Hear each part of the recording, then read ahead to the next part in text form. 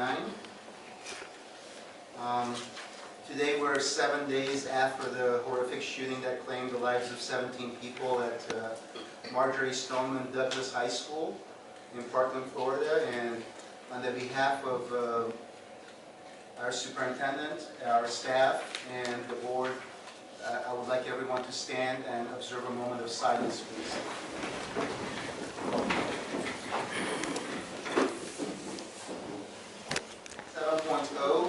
Public comments, recognition, and reports. And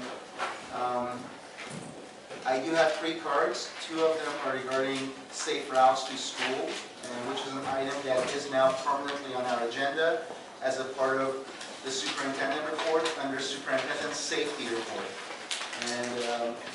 And I'm fine if the board is okay with that to even put safe routes to school, SRTS, after that title.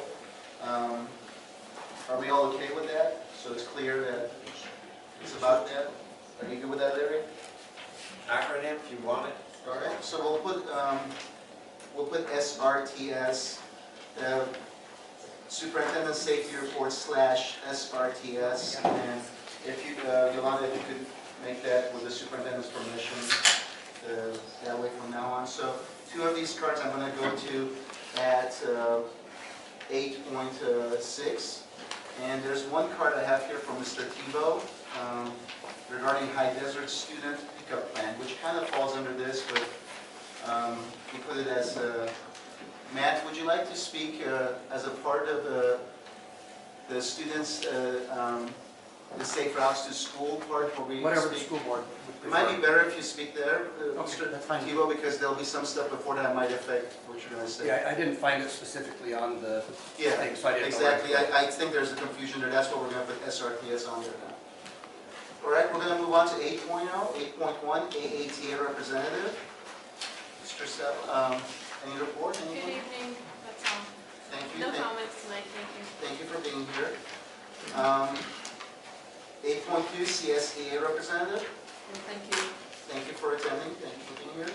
8.3, student representative. Good evening, members of the board, superintendent, and attendees. Currently, Vasquez students are working hard to maintain their grades because quarter progress reports are right around the corner. Our roadshow put on to display what Vasquez has to offer was very successful. ASB representative said the spirit was high and the 8th graders seemed as if they were destined to attend Vasquez in the future. Girls soccer showed off their talents as they finished their season, making it to the 2nd round of CIF playoffs. While boys soccer continues to make us proud as they prepare for the 3rd round of CIF playoffs this Saturday. Waiting on an address for that. Both girls and boys basketball also impressed us by finishing their season off strong in the 2nd round of CIF playoffs. Vasquez rodeo teams will be traveling out of town this weekend to compete against various high school teams. Next week, ASB is putting on a Route 66 themed Spirit Week. Students will be dressing up in their favorite cultural attire from all around the U.S. We will also be hosting our 2nd student recognition luncheon to recognize 174 students who excelled academically with 3.0 grade point averages or higher the first semester of the 2017 and 2018 school year, honoring them with a Stonefire Grill lunch for their outstanding efforts. Thank you. Notwithstanding the fact that many teams made it to 2nd round, have we ever made it to 3rd round in CIS in any competitions before? Girls made it all the way to finals in 2008, girls soccer. The boys, this is the farthest boys have ever done. Congratulations. Hopefully, when there's an address, maybe people from town will come out and show the kid, the boys. If anyone's interested in supporting our boys soccer team, the address is Columbia Park this Saturday at 3 p.m., 4045 190th South Street, Torrance, in Torrance, California. That's about an hour and a half by work down. I know that commute. Columbia what? Columbia Park this Saturday at 3 p.m. And we have a Twitter account for that type of stuff. You're always welcome to submit that to our staff. And that'd be good to tweet about something like that. Okay. From the district, the boys soccer. Thank you. Thank you for your report, and you're welcome to stay or leave if you like. Okay. All right, we're going to move on to At the beginning of the meeting, we switched around the new construction report and the superintendent safety report / SRPS. And we're going to now move to 8.6, then we'll go back to 8.5. Mr. King? Thank you, Mr. Porter. I want to talk a little bit about Florida. I did make an all-call. I'm not sure how many people received it last week. Some of this will be repetitive, but I do think it is deserving of the comments. It's probably one of the most difficult all-calls I had to do. I had to repeat it many times because it's near and dear to my heart. My heart really does go out to the victims, to their families, to their friends. I can't imagine the devastation and the ripple effect that it's had throughout their own community and beyond.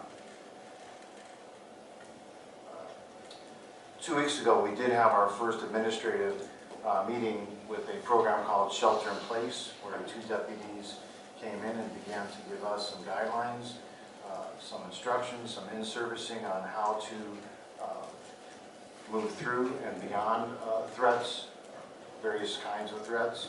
And so we'll continue that training. We're working closely with Mr. DeVoe, Ms. Coleman, and very shortly Ms. Bice to ensure that safety practices and those drills take place in our schools in April. So we wanted to begin that in April with our staffs. Once staff has been trained, which will occur in the next couple of months, we'll have these practice drills at sites that include responses to a wide variety of threats. I want to thank our board for their support with the shelter-in-place training. They've been very supportive to encourage us and ask us to do anything and everything to ensure the safety of our students. A couple of things that are occurring, if you're not aware, there's a www.marchforourlives.com national rally in Washington, and their students, this is all stemming from the students from Majority School that are encouraging others across the nation to walk out. They have a couple of dates that they've already put out there. Survivors of the Parkland shooting announced the March for Our Lives event Saturday, March 24th in Washington, D.C. Additionally, a walkout is planned for April 20th, which is a Friday, to mark the 19th year since the Columbine incident tragedy. It's possible that spontaneous walkouts may occur as the local and national debate on this issue continues. While I fully support the rights of individuals to take civic action and have their voices heard, I don't agree with taking action to the point that we keep students out of school. I think it's important to keep a sense of normalcy, to keep our students in school, and to give our students valid and good avenues to have civic and thoughtful discussion. To that end, I've forwarded some information to our principals today that have websites and have a toolkit to share with their own staff to give students that avenue and that outlet to have good discussion and a good outlet in school to address some of these concerns and issues. In addition to that toolkit, I've also shared some resources that have to do with grief, post-traumatic stress syndrome, community trauma, talking to students about violence at various age levels, and PTA school safety resources is also included in that email that I sent out today. When something like this happens, we don't know how it affects people even 3,500 miles away. And if I can only imagine that if I'm thinking about it as somebody who's lived 50 plus years, it wouldn't surprise me to know that our middle school students or elementary school students or high school students are having thoughts of their own about what ifs and that sort of thing. So we want to be aware of that and proactively work with our staff and students on that. I really do want to thank our staff and students who do a tremendous job of having a culture of first responders. What I mean by that is that we have had incidents that you know about a couple of them where I've made all calls, and some you may not know about, where they've contacted a teacher on a weekend, for example, and then that teacher has contacted the principal, who's contacted us. And we've been able to deal with these things expeditiously and in a manner that curtailed anything from further occurring. And so that is one of the most important steps in culture that you can have in your district to proactively deal with these kind of scenarios. So I absolutely want to thank our teachers, our classified employees, and our students for playing that role. So you can feel free to take that back to the student body. It's a great message for them to hear.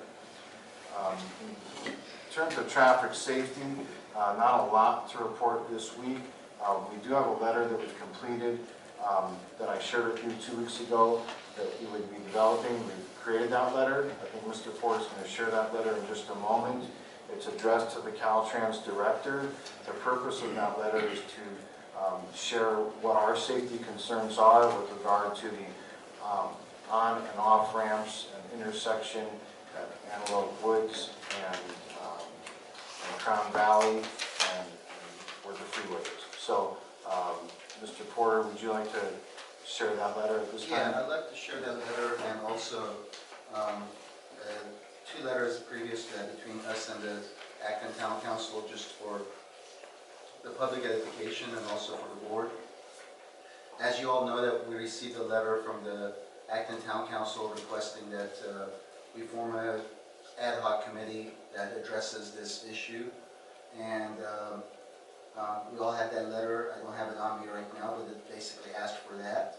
And I'm going to read you my response to them and then their response to me. And then I'm going to read you guys the letter that we wrote to Caltrans to ask for the board's consensus that I sign and send this. And also, if you guys don't want to do the consensus right now, you want to have more of a time to read it because it's a long letter. It's been sent to you guys today around 6 o'clock, and if you can please get it back to Mr. King in the next day or 2. If we don't approve it tonight, the way we read it tonight, you guys want to have more input into it. So I replied back to the Acton Town Council and also a hand-delivered note by Mrs. Ayer that wanted to clarify certain things. And here's my response to them. Thank you for attending the last school board meeting regarding safe routes to school and for your formal correspondence from the honorable members of the Acton Town Council via the emailed letter from Mrs. Ayer.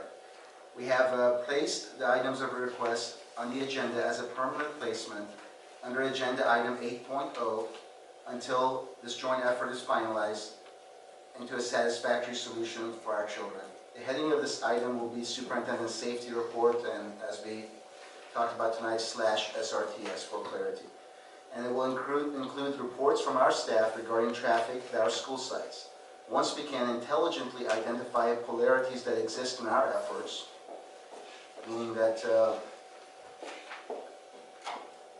the different ends of the spectrum where we lie at, as far as in regard to this matter, as well as stance of the individual agencies that might distract or dilute the efforts of one another, we can go ahead and agendize the formation of a committee and the specifics related to the exact manner in which it shall operate for the board to vote on. The entire thing, as stated by Mrs. Ayer, which I appreciate, will be put up to vote by the board in the near future, pending our district staff's foresight traffic study. And I appreciate the Acton Council recognizing our sovereignty in regard to our decision to form this committee or not, which will be decided by vote by the board. Having that process completed, we can move ahead in an informed manner. Until then, be assured that this board, by making this a standing agenda item, has every intent of moving student safety forward. Like stated above, we have put this matter, the various related issues, and the proposed committee formation all under Superintendent Safety Report and as a part of its various reports, in the same manner as VHS and Acton Construction Report and other reports that are already under 8.0. We understand that this issue is of paramount importance to Acton Town Council and its constituents, as it is to AAD-USD. I encourage you to continue all your efforts and not distract from any actions you're currently taking in regard to this matter while our district goes through the process described above. Lastly, I want to clarify that there may be separate priorities for our two sovereign agencies, and that is fine. The priority of Acton-Agua Dulce Unified School District staff shall be to consider all possible solutions, to include traffic signals as they may be suggested by federal, state, and county agencies, including Caltrans. We will be glad to communicate any desires of the Acton Town Council expressed to us in writing to all agencies involved, but we will not be making any of our own demands other than the swiftest and most effective resolution to this matter affecting the safety of our children. And I received the, and I thank them in conclusion. Well, wait, let me ask you about that letter. Is that signed? No, it's my response to the letter that they sent us, and also the handwritten note that they've given us. Well, what I mean is this something for us to consider now, to send that letter or not? No, Because I don't recall the board discussing some of those issues and coming to any consensus as to what the contents of that letter are. What we're going to do, we're going to discuss this tonight, and the letter that we're going to vote on, it does include some of that. The letter that we're going to sign and send to Caltrans, we're going to discuss about. But then, this has not been said yet, that letter that you No, just that read. letter, I sent that to the Acton Town Council. That's the correspondence between me and the Acton Town Council. In your personal capacity or supposedly on behalf of the board? Well, I replied to their letter that they sent to the district. Well, I don't know how you can do that without the board giving you some input. Well, we can discuss all that. I'm happy to do that. But it's a little late. Ed, I have some input. I'm tired of waiting 2 years and only seeing election photographs and all this type of thing.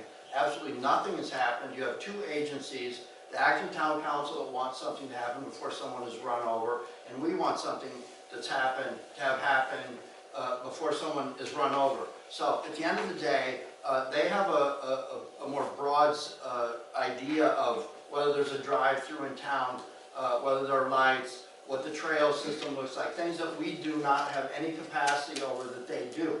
Now, some of the things that we might consider may overlap against some of the stances they've taken. So when you talk about polarity, that means we're in the same spot at the same time, and you have something that I need, or I have something that you need, that we can move ahead. I do not want endless months and months of nothing happening, because this is exactly why nothing has happened. No one sits out there and says, I'm just going to take my picture in front of the newspaper and be cool for 2 years. That's not what's happening. Excuse me for ranting, but at the end of the day, we finally have something happening, and it's predictable, and I think that you're going to be happy that there's going to be a letter going out, but to wait month after month after month and banter back and forth about what this and that. We're going to come together, and there's some resistance at first and some rough spots to get through.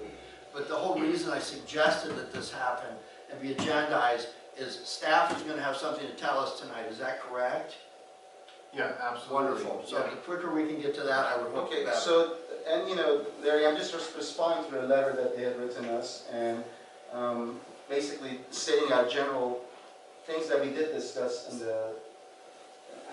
in our school board meeting, and I'm certainly in my capacity to respond to them on something like that. And, Mark used to do it all the time. I'm going to respectfully disagree that you can make comments about what this board was going to do in your letter. Maybe your next letter, I may agree with everything in it, but there were some things as you were reading them, I was wondering, well, is that really what our decision is? Or is it, you said we are going to do something, or we're not going to do something. No, the things I said we're going to do are things that we agreed to. Well, let me let you go on and finish your other letter. The things that we agreed to, like in the study, those are the things that I referred to, and the way that we agreed to do this. That's what I was communicating to them, that what we had decided to do, that we discussed at the board meeting. Mike, did you have something to say, or you want me to just keep the? No, keep it. All right. So then they sent me a letter regarding asking us for clarification, and again, I reiterated that this is a standing agenda item, and the public is welcome to approach the board and comment on the matter at the public comment section. I understand and admire the passion surrounding this matter, but for a solution to be realized, an action plan and clear accountability guidelines need to be defined. Unfortunately, that is taking place at this present time. And in regard to that, what I wanted to read is the letter that we have written for our consideration to send to Caltrans. This is based on the study that I spoke to them about in my letter. And Ms. David and the superintendent did a great amount of work on this, and this is what we have come up with. And I'd like to get a consensus tonight to send this.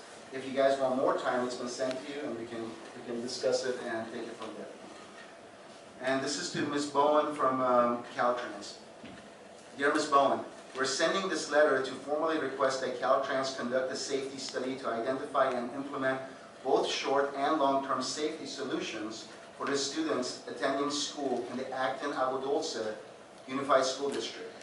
We're particularly concerned about students, family, and staff safety issues resulting from high desert schools' proximity to the on and off ramps at the Crown Valley Road alongside State Route 14.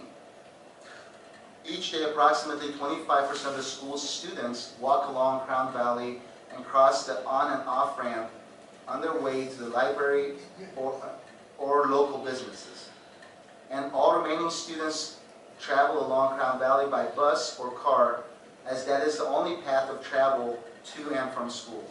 Ultimately, nearly all of the school students and staff are affected by safety issues along Crown Valley Road and the 14 exit. Each year, parents notify members of the Acton-Agua Dulce Unified School District Board of Trustees of safety concerns to request that something be done to protect students and families as they walk or drive to school along Crown Valley Road and Antelope Woods Road. The Acton Town Council shares parents' concerns and has formally requested that the Board of Trustees work with governmental agencies to increase students' safety in the area surrounding the district's schools. Specific safety concerns include the following. So, as you guys heard, we put in there that the Acton Town Council shares parents' concern and has formally requested the Board of Trustees to work with government agencies. So, specific safety concerns include the following. And you guys, if there's anything you don't hear on here, please mark it down. Impaired or non-existent visibilities on southbound off-ramp at Crown Valley Road. Cars frequently stop beyond the safety line of the southbound off-ramp because of impaired visibility and or carelessness.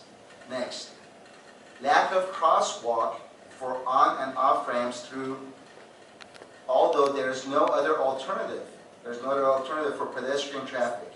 Next, the pathways that connect the sidewalks by the AM/PM convenience store to the dirt path under the freeway and then to the sidewalks by McDonald's has varying angles that impair visibility for pedestrians and cars.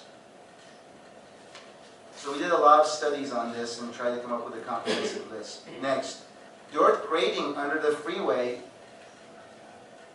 forces students to walk on the edge of the street, close to the cars. Next, no barriers are in place under the freeway to protect pedestrians from traffic. Traffic volume from cars exiting and entering the freeway, traffic volume. Exiting and entering the freeway, especially during student drop-off and pickup times, increases safety dangers and impedes visibility. Traffic patterns at the intersection of Crown Valley and Antelope Woods Road create backups in the turn lanes during drop-off and pickup hours. Next, drivers' rate of speed during these times. Although traffic safety issues have been a concern for many years, the district and high desert schools have implemented considerable number of targeted actions in the past 2 years to increase student, family, and staff safety. Actions undertaken by the district and school to date include the following. Revisions to the drop-off and pickup patterns on the school site. Student-parent information and training done annually through meetings, PSAs, and various district communication tools. Common message delivered to students and families through teachers, morning announcements, phone/email message system, and PSA on the district website.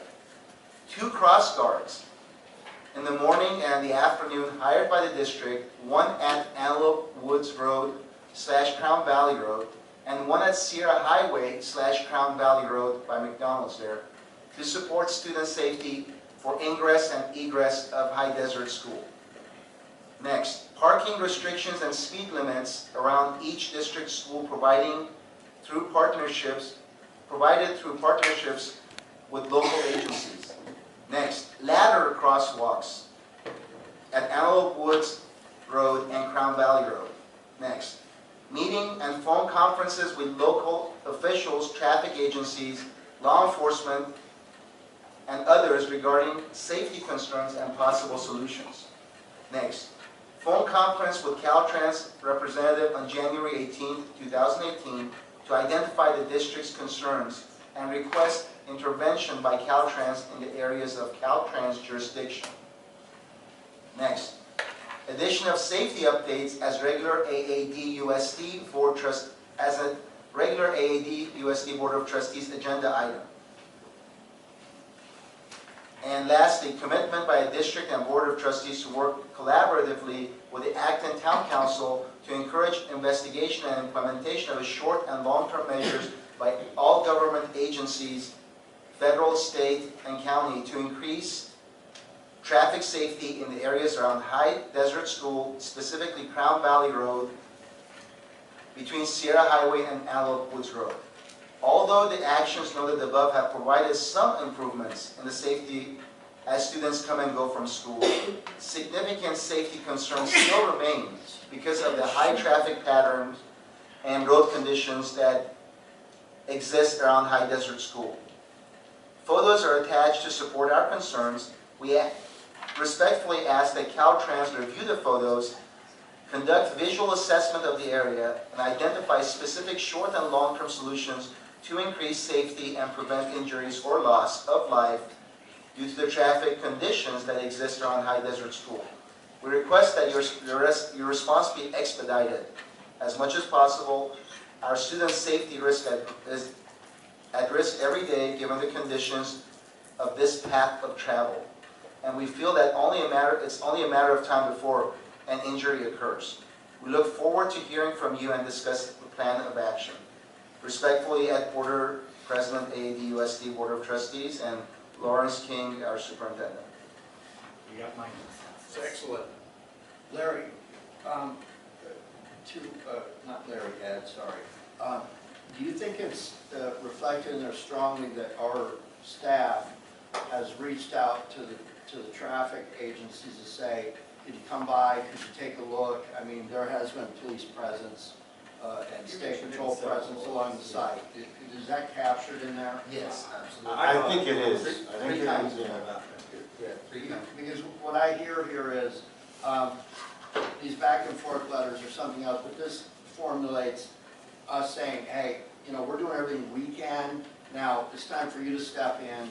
And when they step in and start looking at this, they're going to come back with some suggestions that maybe we could improve, but there's things outside of the scope of control, either of our district or even the Acton Town Council.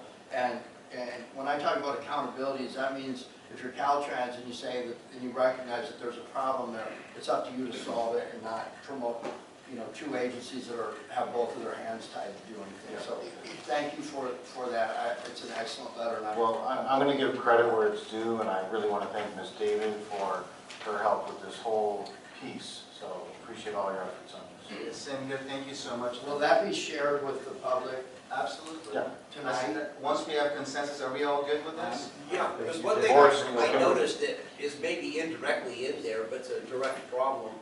The visibility on the the northbound 14 off-ramp is just as bad as if not worse, as the off-ramp on the southbound 14. And if there's an accident there and the vehicle is jockeyed around, it's going to affect the other side very badly. But I think it's indirectly referred to when it says something about the intersection Yeah. of Antelope Woods and that. And we'll take a look at. No, I'm not asking it to be No, changed. I wouldn't, there's No. plenty there. I mean, There's they're gonna plenty come there. out and they're gonna do their thing, hopefully. I would appreciate it very much if this were posted on the district website, if any of the press decides that it's appropriate to share this with the entire community, that's the first thing I'd want there. Ms. David, there's been a long, you've been involved with this for a long time, and, I just want to really thank you for an amazing job in regard to this matter, and please continue to do so. Prepare it, and I will sign it. And Perfect. I also want to, as a part of your report right now, when you're done and you're ready, I want to hear from the 3 individuals. There might be some input from them that, but I think that the efforts that we've made so far and what we've achieved so far is significant, and I hope that something comes from this letter. Yeah, absolutely. I'm ready for that now, Mr. Fosgraf. I did hear your thoughts, and my thoughts on being transparent and with the public, so I'm 100% on board with that as well. And when you do the letter, when you finalize it, maybe in regard to what Larry brought up, just to be safe, let's start that line by saying that while the northbound exit is a problem in and of itself, the southbound exit going to that. So we're mentioning both of those, and we have to get Larry's thing in there too. Okay. Is there a CC to any other agencies on here? No. Is it, since we have numerous school sites affected or referenced, is it appropriate to CC the presidents of both town councils? Absolutely, why not? Thank you. I don't see, yeah, I don't see why not. can't hurt. Yeah, okay, I'm going to ask in alphabetical order. I'm going to first ask Ms. Ayer to make her comments. You have 3 minutes, Ms. Ayer, and then we'll move on to Ms. Brock. Thank you very much. I'm Jacqueline Ayer with the Acton Town Council. I want to express my appreciation for the letter.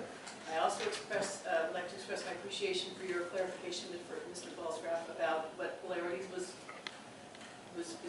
intended in the letter, because that was very baffling.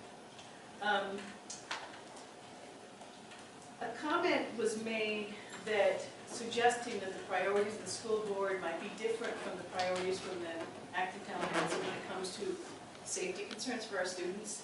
I don't know where that perception came from, because the highest priority that the town council has with respect to that issue is the safety of the students. And I do not know where the impression was given that the priorities diverged. The statement is at best, could be construed that we do not hold student safety as high a priority as the school board, which is not true. At worst, it's that we have priorities above student safety, which is absolutely not true. So with that introduction, I wanted to share with you some of the information that we have garnered over the years regarding this issue. First of all, we've had several traffic studies done in that area. The county has performed them. Each and every, and I have them here, each and every one of them has said that the current configuration of those the intersections from Antelope Woods, southbound, northbound, up to Crown Valley are fine. They don't require any further controls. Then we have letters from Caltrans who looked at those studies, 2 letters, concurring explicitly with what the county concluded regarding those intersections. So the Acton Town Council was very concerned about that, because we looked askance at analyses that show additional traffic at those intersections will not cause any further traffic concerns or safety hazards. So on our own, we commissioned separate analyses of each and every one of these traffic studies, and there's 3 of them. There's 3 different traffic studies over the last few years. And we commissioned an analysis using the Caltrans traffic signal warrant threshold methodologies. And we have about 10 here. We looked at peak morning, peak afternoon, we looked at 4-hour studies, and each and every single one of them showed what our concern, it reflected our concern that right now, none of the analyses, none of the situations that have been analyzed in any 3 of these traffic studies, the most recent ones, indicate further what they call traffic control is warranted. However, the developments that these traffic studies were intended to analyze all show traffic signal warrant thresholds were exceeded. So we have data after data after data. It is this data, here's the 4-hour data. It is this data that the town council has placed its faith in regarding development in the area and particularly traffic concerns. So this is just a small portion of the amount of information that we would like to share with you. If you could please put a committee together, and we would like to help participate in the development of this letter.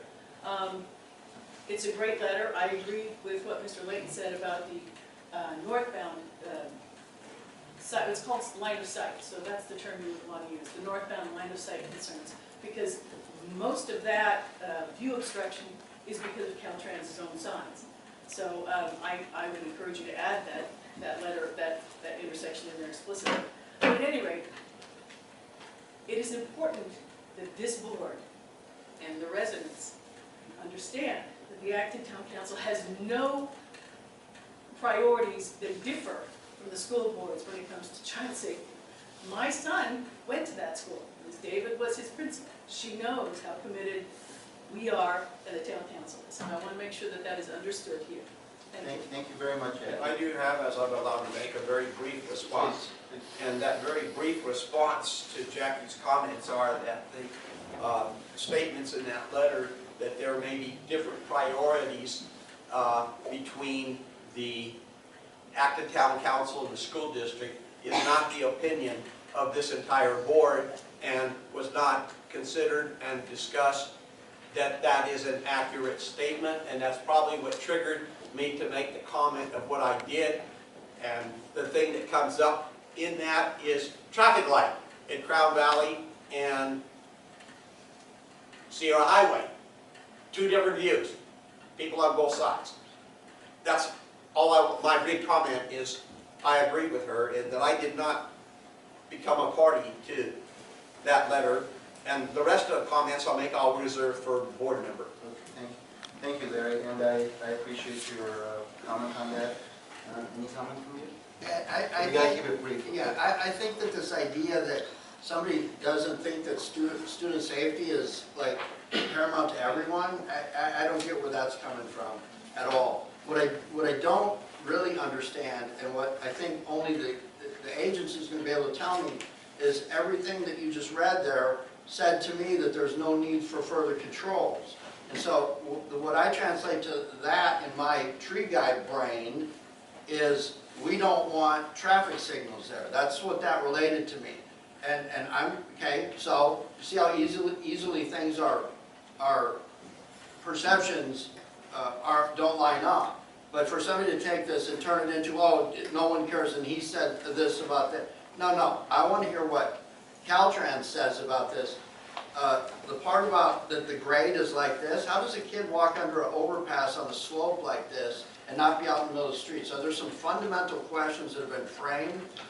If we start getting answers back that are very different from the ones you have, well then it's time to look at this and sit somebody down and say, look, here's your accountability. These are not our studies, these are Caltrans. Correct. County. Okay, let's not enter the discussion, please. Let's just go by the rules. And Mike, do you have any response? I think you did fine, Ed. Thank you. Okay, so my only comment to that, I'll keep it brief as the rules dictate, is that I serve on the Agua Dulce Town Council, and I understand that our highest priority is our community standards district. And that's how our bylaws work and our constituents. Our only priority as a school board, in my opinion, and Mr. Layton, I believe that I'm within my rights to express my opinion as the president of the school board. I'm speaking for myself. I'm saying that our highest priority is going to be student safety, and we will not take a stance if traffic lights or anything like that are suggested. And that's where that comes from.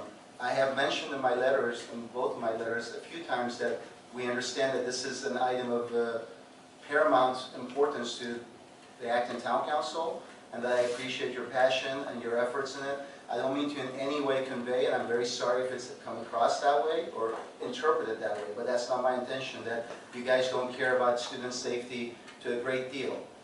You are in a position that you may have some other concerns if your citizens come to you and say, you know, come hell or high water, we don't want traffic lights, which will never be our position on this board. Okay. Although I agree with Okay, will never be my position as a board member on this board, and I will raise hell if anybody's position is that, because it comes to student safety. And we're not going to take any stance on community standard districts of Acton town and the architectural desires they have for the town. That's not our course. So that's what I mean by that. I just want to clarify that. We can't be on the same page on that. Our only goal is going to be in regard to student safety. And if they suggest that traffic lights, which I can't imagine what else they would suggest, if they suggest that traffic lights at those intersections, absolutely. We're not traffic people. If they do suggest that, I'm not going to oppose that in any manner. And I don't see that any board member would be, you know,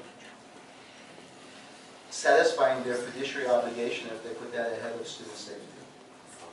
All right, so we're going to move on to the next speaker, Ms. Brock. Please state your name for the record, and you have 3 minutes. Hi, my name is Ruth Brock. I live with the Acton-Agua Council. And I've been researching the programs called Safe Routes to School. I think we have a little disconnect, because I'm not sure, because you've already made communication with Caltrans. We're sort of realizing that there might be a misunderstanding here. Are you pursuing the Safe Routes to School program, the grant money, or are you just pursuing safe routes for our schools? Because there's actually a program called Safe Routes to School, and I don't know if we were speaking in generalization and just saying you're pursuing. I will allow you to finish your comments, and then we'll address that. All right, but I wanted to share some information that I've discovered on these programs, actually two, because I think it's important that we share what we know. So there's actually 2 Safe Routes to School programs. One is by the state and one is by the federal government. The federal program is represented by the abbreviation of SRTS, which is what we're generally using. The state program is represented by SR2S. This is all stuff I just learned in the last couple days. For the federal program, eligible applicants include cities, counties, and school districts. School districts are urged to partner with a local agency or knowledgeable consultant. The targeted beneficiaries for this program are children grades K through 8. For the state program, eligible applicants are city agencies or county agencies. The state's targeted beneficiaries are children in grades K through 12. So they're different. And who can apply is different. Eligible applicants is different. Both Safe Routes to School programs emphasize the importance of working with stakeholders and community members and seeking input on all proposed projects and plans.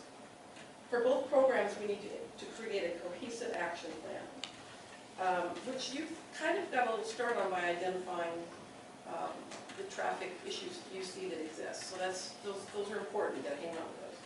The rating factors on action plans for both federal and state programs are based on inclusion of stakeholder input, description of existing safety issues, identification of potential safe routes for walking and bike riding to school, identification of the potential to reduce injuries and fatalities, showing of potential to increase participation in the program, and showing deliverability of the project. In my research, I have found a launch program sponsored by the Safe Routes to School National Partnership, which is a national nonprofit. Funding for this program was provided by a grant from the California Office of Traffic Safety through the National Highway Traffic Safety Administration. Each year, only 5 communities are accepted into this program. The goal of this program is to provide communities with the tools, training, and assistance they need to develop effective, comprehensive Safe Routes to School programs. They offer 3-phase program plans. Phase 1 is get to know your community. Phase 2, participate in community workshops which will target elected officials, agency and school staff, families, and community members. And Phase 3 is where the launch program team will develop a tailored Safe Routes to School initial action plan for your community based upon the workshop planning efforts. Unfortunately, the application intake began on January 31st, and the application deadline is Wednesday, February 28th. So we're like, right there. And that's it for this year, from what I know. But we could be ready and waiting to apply next January for these funds. Lancaster School District did utilize this program. Okay, they did utilize this program and were very successful. And in summary, this Safe Routes to School program that I'm speaking of, federal or state, has a larger scope than just developing a plan to change the physical things that we need to change. It's also developing a healthy lifestyle for kids and a sustainable plan to move forward for biking and walking to school for our kids. Thank you. Thank you so much, Ruthie. Let's have Mike, he has something to say. Thank you. So I've done similar research, found similar findings on my own as an individual, and I'll note that for both the state and the federal programs, and certainly as you point out, one of the two, I can't remember which one, you read the county is the lead executing entity. Okay, one of the two programs, and maybe the federal one, requires a sponsor or a statement, certainly from the school principal and from the district. I can't imagine we would withhold that sponsorship. So the bottom line is, you guys can go write the grants. We will be glad. I, as an individual board member, would be in support and give a nod of support to the grant, but you're not held up, the town council, in pursuing these things. But Now- is that what you're pursuing? Well, we're talking to Caltrans, I believe, in this letter, because Caltrans owns that area, we're asking for an answer. Now, notwithstanding the fact that we're asking Caltrans for an answer, and perhaps, Jackie, you get exactly the same answer you did, who knows? At least it's another body asking for an answer. Notwithstanding that, you can go ahead and apply. I read the same thing you did. The county is really the people who execute it. You know that. It says right in there. But where the school district is required to back you up as a sponsor, I can't imagine we wouldn't provide that. And so I'm just suggesting you need not wait for us. There need not be some big team. What if we apply and then you don't back us up? You know, that would have been. I have an At application time, it requires, I read the same thing, at application time, it requires identification of a sponsor, or in one of the programs, an actual statement from the principal that the school's still there. Mr. President. I read it. So I can't imagine we wouldn't supply that. Just move if you want to move. And I know you have a comment too, Mr. Fallscraft, just one quick comment. I just, as secretary of the board, just want to comment, let's not have dialogue I with. apologize. Thank you. I'll be glad to talk to you afterwards. I have a question, maybe based on a couple, some information that Ms. Brock brought forward. I think some of the nebulous things here is, it referenced a municipality, or so is Acton Town Council recognized as a municipality? I don't think so. Did you ever see is there any indication that, like, if I apply for a tree grant where I work, I'm not going to get the money. They're not going to give money to Beverly Hills to plant trees, sorry. Did you see any reference, or do you have any feeling that there's a resistance to either that you're too small, that your scale of project is maybe not for a big district, or that affluence or lack thereof could be an issue in how they're considered? Okay. So to answer the main question, Mr. President, is that it is not the official SRTS program, but more, and that's one reason that we changed even the wording of, we're looking at school safety for all of our school sites. And that's our umbrella that we're operating under. And so our first outreach for our conversation with the board was to Caltrans. And so we're looking at safe routes in the generic sense, as you said. for our students. And so we're getting a quick response from them and looking forward to further investigation on their part. And my brief reply to her comment is, my personal impression was we were not, it's very laudatory to go for the grants, but that wasn't our purpose. Our purpose was something much, much more urgent right now, to try to make it safe at the corner of Crown Valley and Antelope Woods up to Sierra Highway and all that related area. And that's why we had to jump on this and do as much as we can, as we have been doing. But I never even, to tell you the truth, knew that there wasn't this federal and state programs up until this evening. It's just, we got to do something to make it safe for the kids there. Correct. I totally agree with you. Thank you, Derek. We're going to move on. Did you have anything to add, Mr. Richardson? No. That's okay. We're going to move on to Mr. Tebow, Mr. Matt Tebow. And Mr. Tebow, I allowed the previous two speakers 4.5 minutes, and I would appreciate it if you keep it around 3, but if you want to go as high as 4.5, you're welcome. I'll try to go 2 and give them my other minute.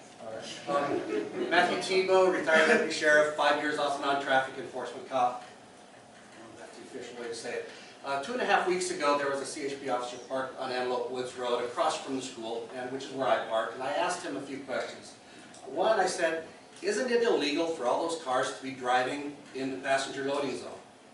And without even a blink, he said, yes, but we would use 21755A. I don't think that's a code they use a lot, which means somebody's been looking into it. The school district, at their direction, is making drivers violate 2 CDC codes every time they drive down Antelope Woods Road by driving on the right side of the road. Okay, moving on, but there's some other laws that I've heard rumors of, and I don't know where they came from. Maybe you guys have already talked about this, maybe everybody knows, I don't know. I heard a rumor that it's illegal or for some reason undoable to have a crosswalk right in front of the school to go across where the sidewalk ends on the north side of the road. The California Manual on Uniform Traffic Controls and Devices, which the whole state has to obey, it's why a stop sign looks like a stop sign no matter what county you go to, says that if your school is more than 1,000 feet from the nearest intersection, you may have a crosswalk in the mid-intersection or mid-block. That's what it says. The California DMV Driver Education Manual, Sharing the Road, teaches new drivers that some crosswalks are in the middle of a road. The LA Department of Public Works website has a PDF that shows the requirement for a non-intersection mid-block crosswalk. So that's 3 government agencies on their websites that say, yes, you can have a crosswalk right in front of your school. The fact is, High Desert's a unique school. We're on a dead-end road, so everybody has to pull in and do a U-turn or turn around somewhere. We're 1,000 feet from an intersection, and the school was not built with any kind of parking area or off-street area for people to pick up their kids. So that's our problem. The other rumor that I heard, that I don't even know how to respond to it, is that Antelope Woods Road is not wide enough to have parking on the north side of the road. That's why we have the no parking signs. I would challenge anybody to drive anywhere in Antelope Valley, Santa Clarita Valley, San Fernando Valley, Los Angeles, and find a road that's not that wide, that doesn't have parking on both sides. That road is 30 feet from center line to curb. A freeway lane is 12 feet wide. So we have an extra 18 feet. They're wider than a freeway lane. City streets don't even have to be that way. So we can do that. The reason I bring that up is because we're talking about all these kids walking north. The reason it's doubled or tripled is because all those cars that used to park on the north side are now parking north of the freeway. So if we're worried about the safety of kids walking along Crown Valley, how about we limit the number of kids that have to walk along Crown Valley by allowing them to have to be picked up in front of the school? Now, one of the problems we had last year was the U-turns people were doing in front of the school.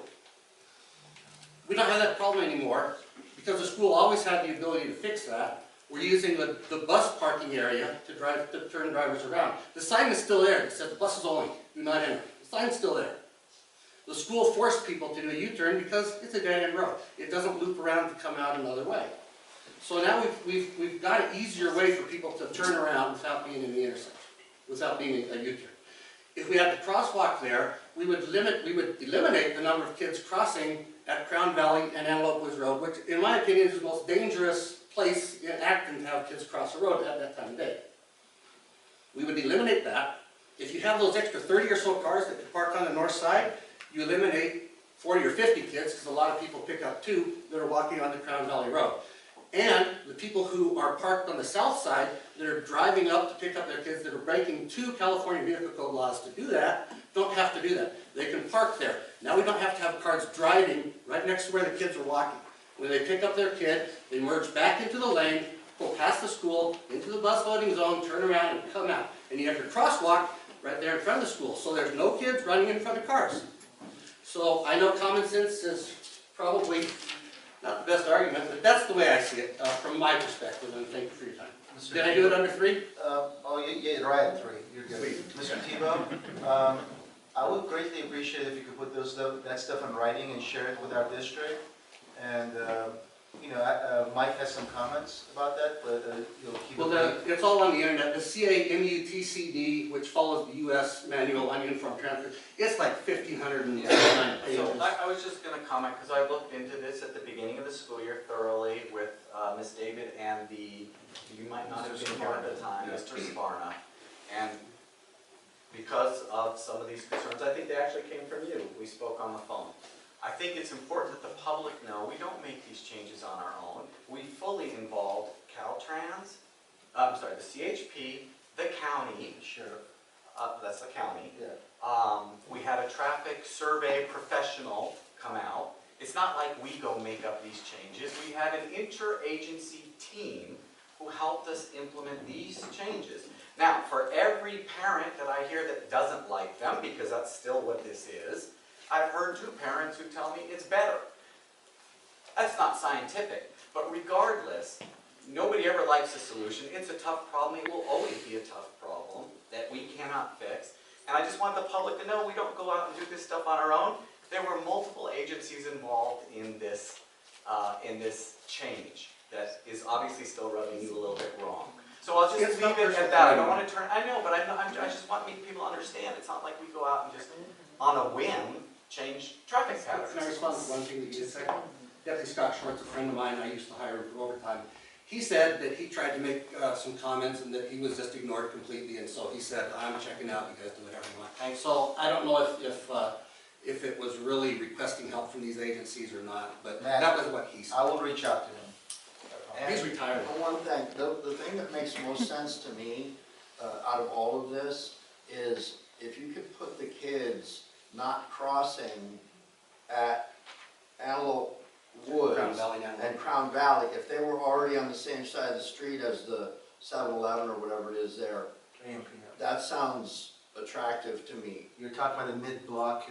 Yeah, however they get Non-intersectional. across the street in a controlled fashion, furthest away from 55 and 70 mile an hour traffic sounds very attractive to me. It does require a blinking yellow light on both sides, but that's all it requires. Thank you very much, Matt. I'd like to briefly respond, but more than that, ask you if you have any personal knowledge of this. I, having been on the board this many years, recall very personally about 10 years ago when we had this exact same problem, and I was a party to it because I had to go pick up my grandkids at High Desert, and I had my way to do it, and a way that made more common sense at that time, I was thinking, was to turn the cars around just at the edge of the school property. I believe we owned the dirt that was used to go down to what was then the girls' softball field. That makes sense. But what didn't make sense then, nor does it now, was 10 years ago, we wanted a crosswalk in the middle. Because in those days, kids all over for the length of a football field were jig-jagging across to get to the other side. Now, I don't know if that's why or rationale was for taking away the parking on the north side. Because to me, that also doesn't make a bit of sense. But I'm sure you talked to people and figured it all out. And I don't know if that was in lieu of a crosswalk or not. But what was in dire need, at least in my opinion, going every day to pick up my grandkids and watching kids go walking, not even looking where they're walking, just walking the street to get across to the other side for the shortest route over to AM, PM, a car goes screech and doesn't run them down. You know, My initial thought, Larry, is it's a non-agendized item. So this is a public comment. I think if the board wants further information on it from staff, you can do that. But I'm hesitant to give you an in-depth response because it's not an agendized item. Sounds good. Well, I was just trying to briefly respond. Yeah, I appreciate it. I appreciate the comments, absolutely. Thank you. Does our CSEA rep have a comment? Did you want to just make a very brief comment, please? So I like to know, I'm doing the traffic every single day and I'm standing with the guard, making sure my kids crossing the road to the other side safe and no problem. He's the only one, one of the parents is standing on the other side of the dirty area in front of the MBR for his son to cross the other way to go in his car. Yeah. How many parents do that? There is a lot of parents staying on the same side of the Crown Valley, so that kids walking across, walking around, getting their car and going this way. And that's what we used to do. Yeah, so I have only him and only 2 or 3 parents doing that. Okay. There's 400 kids in my. And everybody else doing the same way, the traffic and going around and leaving. No, May I this is respond? an That agenda seems like an item. attack on me. School plan. No, it's not an attack on you, sir. I'll respond as it's not an attack on me, then just to Okay. mention why. So look, that's we're still under Safe Street. We moved the public comments, we moved the public comments to Safe Street as a courtesy to our public, Yeah. but there's still public comment. We can all make comments as much as we want during the board member comments. Correct. Thank you for your input. Matt, I saw you May I just gesture that respond to there's, that once though? just very briefly. It will be. I do park on that side with, I would say it's more like 8 or 9 cars, and that is irrelevant. I do so because I go southbound, and to me it's easier, safer for me and my kid to pull out of there and turn southbound than it is to pull out, go from the school and turn southbound, because we all know that's a terrible intersection. So to me, since if we didn't have a crossing guard, I wouldn't do that. I wouldn't let my kid cross that street at all without him. But that's why I and the others do it. We view it as safer than pulling on Antelope. But most So of that's the, all. almost not 100% of the parents following the traffic pattern. Most of them do, yes. Thank you. Thank you for both of Thank your you. input. I really appreciate it. Okay, we're gonna, are we done with the superintendent safety report? Yes. Mr. King? Okay, then we're gonna go back to 8.5, new construction. Thank you. Thank you. So the first piece I'd like to discuss is the Acton School. Just give you a brief update on where we're at with that. We're still in the process of meeting all the closeout items as determined by the Division of State Architects that need to be remedied in order for us to start or complete any of the projects at Acton School. 2 landing ramps that are currently at Agua Dulce, at Albert Einstein campus, previously were on Acton campus. We're trying to determine which 2 out of the 5 that is. So we have staff going out there to identify VIN numbers and so on. There's numbers on them, serial numbers that we can identify which 2 it is. And so there's some cost to it. We don't want to just do all 5, but we need to rebuild to ADA specs 5-foot by 5-foot landings, and then shimmy up the ramps to those landings so that they're the proper degree with ADA compliance. So that's one piece we're looking at. Is that at Acton School? They are currently at Agua Dulce, but they were here since we moved them there. I had momentarily checked out, my apologies to the committee. Why are we discussing this? Because we want to use those ramps where? No, because we want to continue to work here. And one of the compliance items that we need to close out for DSA are those ramps. And we might have ramps already if they're the right serial numbers. Well, 2 of the ramps are non-compliant that were here, that are now over there. Any ADA non-compliant items that DSA has identified need to be fixed. So We're bringing them back and then fix it from Agua Dulce, is that what you're saying? no, just fixing them while they're at Agua Dulce and making them compliant with ADA regulations will address the DSA concern. Oh, even though they're not on our. Correct. They used to be here, now they're there. The tentacles. The next one I just want to address that's an issue identified by the Division of State Architects is the brick fascia, which is beautiful in front of our Acton campus here. However, there's a concern there with how they're fastened to the walls, which is the Tapcon screws, which are made to go through concrete and brick and attached to a wood stud. And so what the methodology that's been asked for us to comply with is that we need to do what's called a pull test. And so we'd have to do a pull test on 10% of the wall. The other thing that we need to do is what's called a weep screen and flashing, which is not currently in place. And then any columns that are on the corners that exceed 4 feet would need to be reduced. So they're all at 5 feet, they would need to be reduced to 4 feet. The negative effect of all of this is there's a little bit of a Swiss cheese effect, if you will. We'd have to go back and do that repair work, and so staff will come back to you. So this is just for your information at this point, that we'll come back to you with a recommendation, Lynn, that we, as far as can we repair that brickwork and make it look authentic, and the way it looks beautiful now, we'd want it to maintain that, or do we go back to stucco perhaps, if that is going to be an issue. So the cost is about the same either way, but just kind of informational at this point, but we'll get back to you with a recommendation. The next piece is the fire alarm system. So we need to repair the fire alarm components at both sites, at Albert Einstein Academy where they're located, Dulce, and at the Acton site, and then redo the non-FPA test, NFPA test, which I think Ms. David is scheduled for March 6th. Correct. Is that correct? Correct. So then we want to be in compliance with DSA on that, and so that'll be another piece that we've addressed. And the last piece I wanted to address tonight, at least for Acton, is the fencing.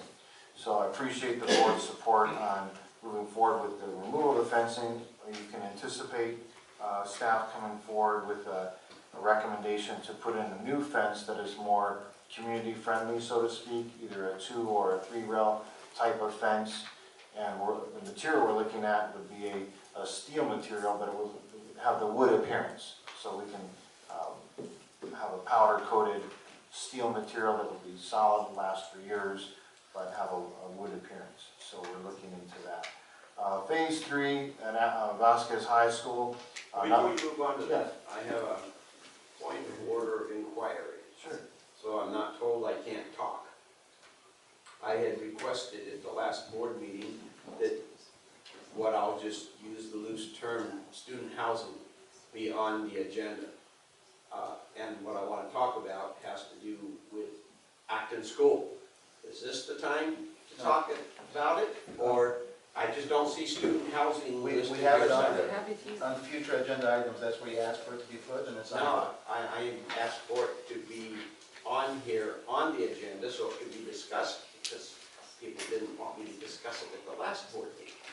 So it may have been a miscommunication. Yeah, I think our understanding wasn't developed. On the future was the last, on the future for the last, in any event, is this the time to talk about it? We have it under future agenda items to agendize the item, but, Yeah, at the last board meeting, when we got to 13.0 future agenda items, that's at the point that we were taking solicitation for future agenda items, right? At any time that you want anything put on the agenda, Mr. Lathan, you have the right to ask the superintendent at any time. And they can just put on we can just put on the agenda.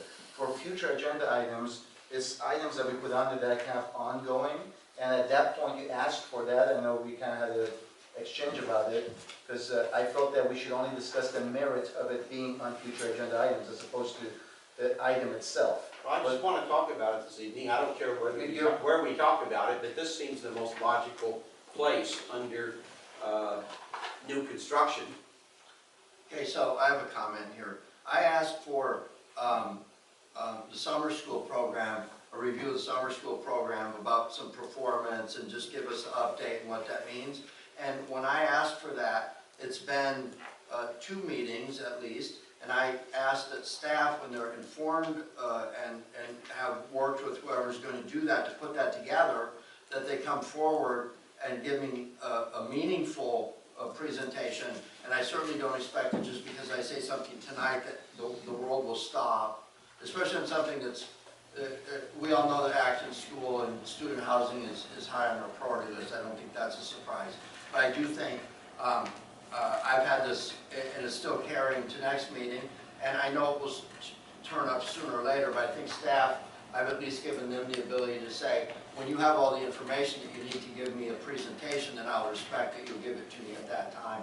And I'm wondering, Larry, if this doesn't fit that category as well. No, this has something to do that came up at the last board meeting, and we were not able to, at least I wasn't able to communicate my view on it, and So is this I gonna think continue? it's very important. Did you, I agree with you, Larry, did you mean at that time when we're discussing future agenda items that please next board meeting put this on the agenda? Yeah, That's what you meant. I wanted to discuss at this meeting what I wasn't permitted to address that seemed to be a very, very important concern for It absolutely is. the AATA representative, and that's all I want to do. Let's put it on the agenda at the next board meeting and we'll discuss it. Well, I want to discuss something about it this evening. Well, I want to because discuss the it's summer right. school program. How about you bring it up during board comments? Larry, Ed, I'm going to check out until everybody figures out what you're doing here. I think board comments is probably the best place to do that for I'll do it tonight. at board comments if that's what the board desires. Yeah, and then we'll put it on the agenda also. Of course, it goes without saying that the Acton, that the Acton School and Meadowlark are of high priority to the district. So basically on Vasquez High School Phase 3, not a lot to report there, just ground is being prepped. The staging is basically completed. And we are March 9th, correct, Ms. McCullough, for the groundbreaking. So if you can check your calendars, we're tentatively scheduling March 9th as a groundbreaking ceremony for Vasquez High School. And if you want to check Phase in, 3. yeah, Phase 3. If you want, you don't have to let us know this moment, but if you want to check the calendars and let Ms. McCullough know, that'd be great. What was the time? March 9th, noon. 'Cause We'll get invitations. We'll combine it with kind of a lunch for the board and that We'll sort get of. invitations. Yeah, And absolutely. is that it? Is that your report? My last piece is, we're excited, we'd like to share some renditions with you of the Highway 14 sign. We have 2 renditions to share with you and get your input on. And I think they serve what you're looking for in terms of a nice PR piece for the great work that's taken place at Vasquez High School and the accolades they've received, and kind of brings in some new colors and new theme to the signage. I remember Mr. Fox putting that on future agenda. Yes. Thank Yes, he did. you, Mr. Fox. So we have 2 renditions to share with you. You're waiting to be freshened. Highway 14. So this is one possibility. Can you see it well enough? Would you like us to email this to you as well? It's not flowing up any bigger, I apologize, I don't know. Go Boise State, yeah. Really? So that's one version. A, The Broncos. So you got A or B. Boise State, I yeah. like that better, personally. Staff's thought was the same. Mr. DeVoe, a very brief. The board likes that better. Yeah, Speak for all of us. Golly, that's We should exchange letters with the Acton Town Council and discuss this ad nauseum for the next 6 months. Is that the Boise State? I'd like to be, I like that one. So either one. Whatever the board How about wants. you, Ken? I'll let you speak for me. Thanks. I like the first one because this is all these items, you go to the second one. None of those, one of these items is totally different, 4 of these items are not the same. Anyway, what do y'all want? Sesame Street. I like the second one, but whatever. the board- It just, that one. I like I know, everybody likes the line, so will you be able to see it from the freeway? No, I don't like the line. Versus I think all the other stuff see how takes much away, bigger It's what takes away from the focus should be the Mustangs. Yeah. And, you know, Mr. DeVoe, you want to share any of your thoughts as high school principal? Yeah, it's going to be, I'd actually like to look at the sight line and see, because if I remember right, it might be pretty difficult to see. We may actually want the Vasquez on the top, just to brand and identify the school.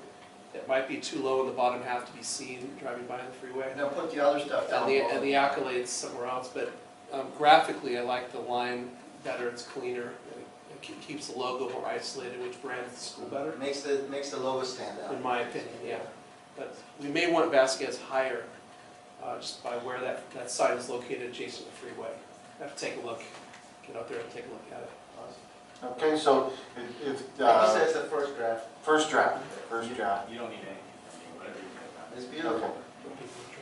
Okay, so, Mr. President, what would you recommend at this point as far as moving forward? If we make any minor tweak, like moving that to the top or whatnot, okay to move forward? Would you like to see it again one final I say time? let's have the board see it again. Okay, You know, and just do the line of sight. But sure. so far in general, I think that we like to have the Mustang more prominent and, you know, the other stuff in the line, the accolades and the, you know, the In line. line somewhere at the bottom of the top, wherever, but the Mustang is the focus. That's what we're replacing, the Perfect. Mustangs. I actually like the fourth one better. Justice League. All right, thank you. Okay, and so that's it for new construction comments. So second one right now is perfect, you know, and also I would say take a look at the baseball field sign towards the corner of, the caddy corner of Yes. Red Rover and Escondido. That one's really old too, so let's take a look at that also. You got it. If all goes well, we should have 10,000 left over from phase 3. That should cover it. Is that your report? That's it for that report, I think, at superintendent's report. Okay. So no superintendent report, right? I do have a superintendent's Okay, report. great. Go ahead, please. The first thing I'd like to address is we had a 8.7. public concern on dyslexia. I wanted to give a little update on where we're at with that. So a parent had shared concerns about what the district's doing to support students with dyslexia.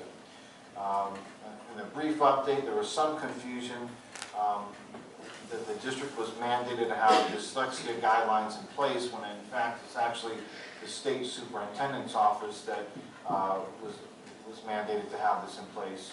In short, districts are now able to qualify students as being dyslexic, focus on teacher training. We do have curriculum in place and we work towards early identification of students. The first two are in place and we're working on how we're going to assess students in K-1 grades for the 18-19 school year.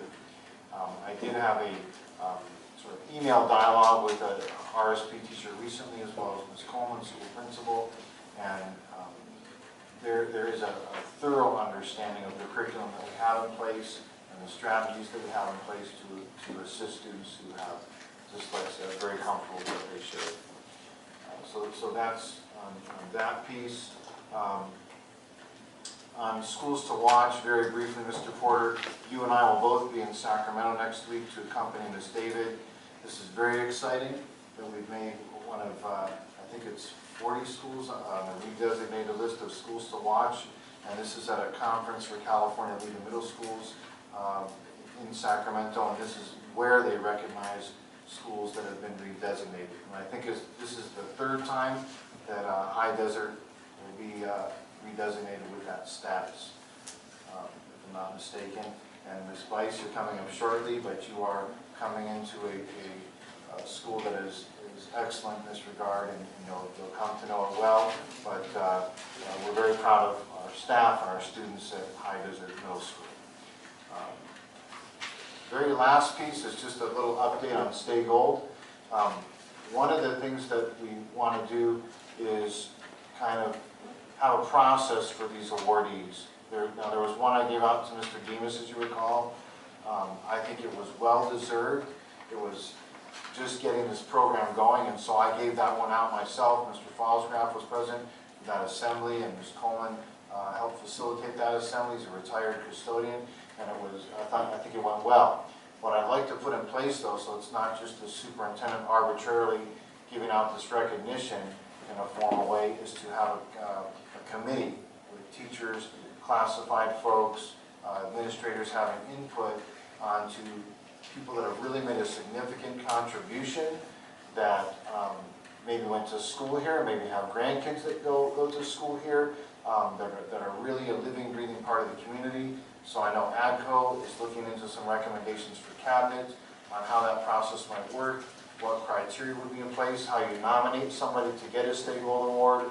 We give them out maybe 2 to 3 times a year, perhaps at halftime during a football game for 5 minutes, a chance for that person to come out with their family and celebrate them and recognize them as a stakeholder recipient. So just informational only, and that's it for my report. Thank you.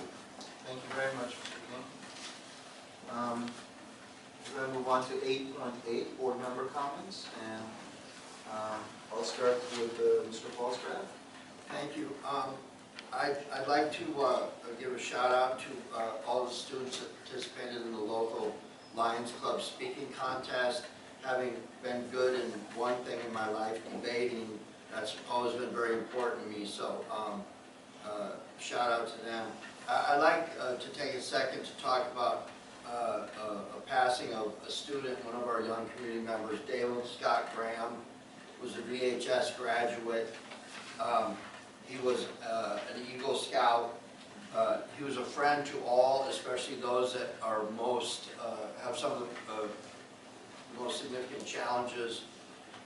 He was there for everyone, and he had just returned from a 2-year service mission with his faith organization. So our community suffered a great loss with the loss of Dalen Scott Graham. Thank you. Thank you, Mr. Falsgraf. Mr. Fox? Things are going long, so I won't make it too much longer. I just, Mr. Tebow left. Sometimes people come in and they complain and they go. But just to close out the conversation, because I think it's worthwhile for those who are here, we will never be happy with the pickup drop-off situation at High Desert School. We'll never be happy at Meadowlark School. We're barely happy, and sometimes we're not, at Vasquez High School. And that's certainly for the first 2 schools I mentioned, because these schools were designed when not everybody was necessarily driving their kids to school. Everybody drives their kids to school. Now there's a lot more traffic involved. Very few people walk. And the solutions that are there for us are pretty limited. Having said that, the discussion about crosswalks, not crosswalks, parking on this side of the street, as I said before, this district and our administration did not do this without the full input of multiple government agencies and consultants. By Mr. Tebow's own admission here, 8 families, for whatever reason, like the other side of the street, as Ms. Mervet pointed out, there's 400 kids there. 8 families like to do it a little bit differently. Yep. You're never going to get everybody to agree on any given solution. And so I just want people to realize that we recognize there was a problem there. We brought in the requisite people and the appropriate people. We implemented a solution. Nearly everybody's complying with that solution, which is not to suggest that nearly everybody loves it. But there's been lots of positive feedback as well as the negative feedback, and our hands are kind of limited with what we can do. So I don't want to do Groundhog Day every board meeting about pickup at High Desert School and the fact that it's different than it was last year. That's my perspective. That's all I'm going to say on that. Thank you, Mr. Fox. Mr. Layton? Well, yes, several things. The first one is Acton School. We had considerable problems with DSA because we were told certain things had to be done. And that prevented us opening Acton School and housing our kids the way we wanted. And we had no choice because we're regulated by DSA. And as Larry's report said, he is making great progress toward complying. At the last board meeting, it was brought out that the AATA for the housing would like to see some of the portables moved from Acton School that we're trying to get open for the students and move them over to Meadowlark. And all I was trying to say then, and all I'm trying to say now, is as much as the teachers may think that that is a great option, it is not viable because there's at least 3 major problems at Meadowlark that if we start trying to move portables and get DSA involved, Meadowlark may be in the same position as Acton School. And the three major items, and it's only three of them that I know of, it's the school, while it was our newest, is not in the same shape as it was when it was built. Number one, where they want to move the two portables, the problem is it's in between some other portables and it's right near a fire hydrant. And to put the portables there, the fire hydrant would have to be ripped out and moved, I forget how many feet away from where it is now. To me, that's an impossibility. There's also a problem with the asphalt at that school that it may not make DSA happy. I'll leave it at that. And then lastly, but not leastly, there is some foundation on the portables that are there presently that may or may not be DSA compliant in reference to cement bottoms and not cement bottoms. I'm sure Mr. King could tell you a lot more about that than me. So all I was trying to do in this housing discussion that I tried to get into last board meeting is, I know the teachers may think that that is a good solution for the housing, but it's not for the reasons I've stated.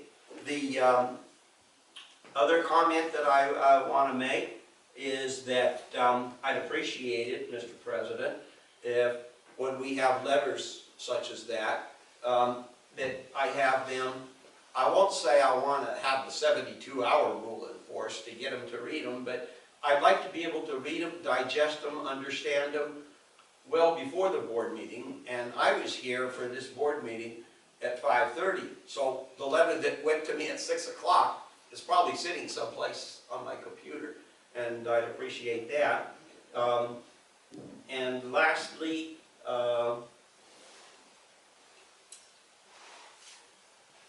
back to what Mr. Fox was just saying about doing what we can now about the high desert problem and not wanting to hear the complaints of picking up the kids. When you're the actual parent doing it and fighting it and trying to do it right, it makes a big difference. I have been for 10 years. And at High Desert, or do you count Meadowlark too? No, High Desert, so I Okay. have 3 children. Okay, but I asked Mr. King if he knew the story, because I know I knew it at one time when we had another superintendent, when we tried to get the crosswalk put in right about where the administrative building is, where the kids could all be funneled across the crosswalk and then make their way down. Do you have any knowledge about why that was turned down or not allowed or something? I don't remember. Miss David does, and it was actually addressed yet again with the latest study that was done with our consultancy, if you want to ask her. I'll ask her. That's fine. Yeah, that's absolutely. I'll stand just so that people. State your name for a record. Lynn David, Assistant Superintendent of Business, prior principal at the school. The rationale that Public Works provided for not wanting to have the crosswalk in the middle is because I guess there are studies that they were able to present that when there's a crosswalk in the middle of a pathway, that there are actually more accidents, that the research shows in their history of accidents, that there are actually a higher level of accidents with pedestrians than if it's at a corner, because even though the laws say you can, that what actually happens is that people are not aware because they're just programmed to stop at corners. The other thing, they said it's particularly dangerous because there is a slight curve in the road. The other thing, just from a practical standpoint, is we were looking to see where kids could cross, because there was a suggestion from one of the people that we worked with for input of possibly having a crosswalk. When we turn cars around, because of the way it is, if you imagine the street and how long it is, and then they go all the way to the bus loop and turn around, if we were to have kids cross at the middle, the cars would have to stop and be held, because as it is right now, we have to stop the buses. I think Yes, Ms. we do. Harvey, or different people do that, that when they're actually loading and passing, they stop the traffic. So for the kids to cross at intermittence, we'd have to have all the cars that are going one way or the other would have to stop, so it would probably slow down the traffic at a certain point. So that's why you can't cross in the middle. And just because I'm up here, there is actually that where some of the families park on the other side, we actually told parents they can do that because they're the ladder crosswalks and the crossguard will actually cross them from the side of where they're supposed to walk down the street to cross by AM/PM. And then they can also cross across Crown Valley to park in that area if families choose to do so. We just tell the families and the students that they have to wait. They can't cross until the crossing guard crosses. So we encourage them to park along the other way, but if they choose to park over there, it's okay, and they just have to wait. But the middle is because of, the studies are showing that it actually increases traffic accidents with pedestrians and fatalities. Well, who am I to challenge the studies and common sense, but I'll leave it at that. Thank you. Any further comments, Mr. Brady? No. Mr. President, can I make one comment, just because of the DSA piece? I don't want anybody to feel like we have a lot of comments about like the building structures, these portables and such. Just because something would need to be addressed through the Division of State Architects doesn't mean those buildings are unsafe. So I just didn't want to leave that unsaid. Mr. King, is it not true that staff is in the middle of sorting through a number of priorities so they can actually tell us what's reality and what's not reality, and then the action plan comes after that, and that's Yes. where you would actually formally seek our input? Yes. So this is an ongoing update as to what the measurables are. Correct. Just like, going backwards a bit, your safety, your measurable tonight was, based on the input we had from the last meeting, was that a letter would be prepared for the board review, and then it could go out promptly. So it's just kind of a measurable update, rather than, there's nothing going on, I don't know. That's correct. Perfect, thank you. All right, I'll go on to my comments. Before that, I wanted to ask Ms. Trussell if she wanted to clarify anything in regard to Mr. Bateman's comment. Sure. Shortly, please. Sure, I'll keep it brief. At the last board meeting, I made a public comment about whether the teachers felt Meadowlark was a better place or High Desert was a better place to house the students. So I just want to clarify that we feel that Meadowlark is the better place to house the students, regardless of whatever updates need to be done. We are unaware of any updates at this time. So I just wanted to clarify So for that was Mr. your Layton preference, basically. that we felt like we asked for what were the long-term solutions to these problems, and being pushed into a decision for the board, picking the better of the two, either one being totally 100% workable. Thank you. Thank you. Yeah, and that's how I remember it too. Basically, they said that if they had to go for one, that would be it. And obviously, there's a lot of logistics to address before we go in either direction, and thank you for clarifying that. And Mr. Layton, I heard you regarding the letter, and I will provide those to you in sufficient time.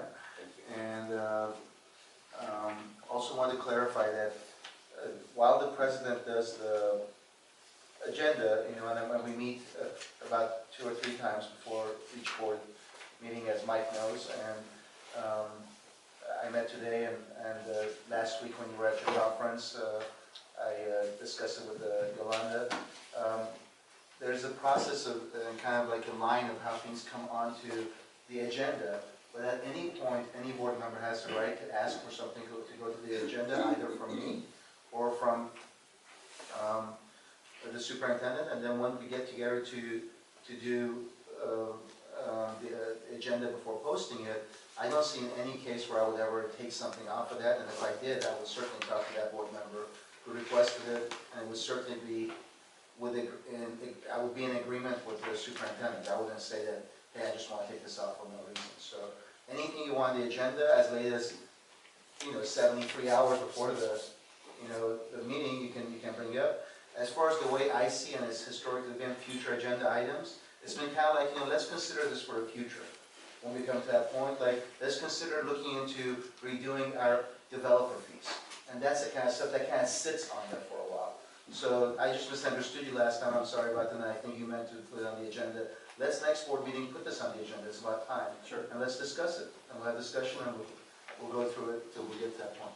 As far as my comments, I want to thank Ruthie Brock and Jackie Ayer for being here tonight. And Ruthie, you brought up some very good things in regard to understanding of SRTS and SR2S and the different qualifications, and that was very beneficial to me personally. Thank you for that. And Jackie, any of the stuff that you guys have done,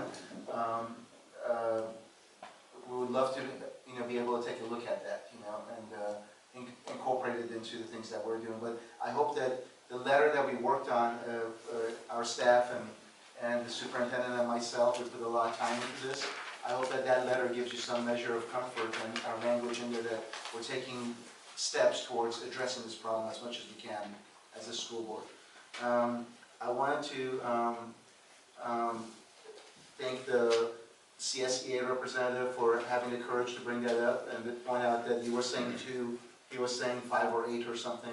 That's the exception to a rule. It's basically somebody going across 2 streets, not only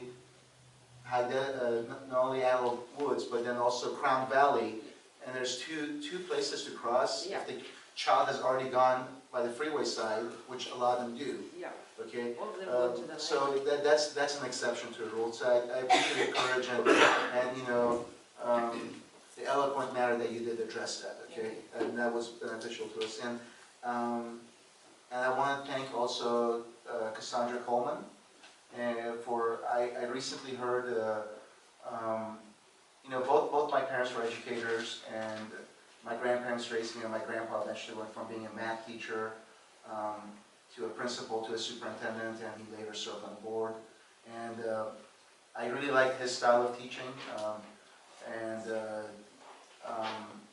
I heard about an incident where there was a couple of kids that were having an issue on the campground, on the school ground, and you really kind of got down literally to their level and were speaking to them and kind of trying to address the issue with them. And that's very much the type of education that I value, and I think that speaks volumes about you. So thank you for doing that. I heard about that from several different people, and my comment to all of them was, whether it came to me in a negative or a positive way, was that I'm in full support of it. So thank you for doing that, and like I said, it says a great deal about you. And lastly, I just want to, I think I can certainly speak for myself, and I think my board members feel the same, in regard to student safety and student, or live threat preparation. Okay, we don't want to call it live shooting. That was a good thing that Ken brought up. A live threat preparation. I think that's it's our goal as a district and as superintendent's goal to really do all that we can to,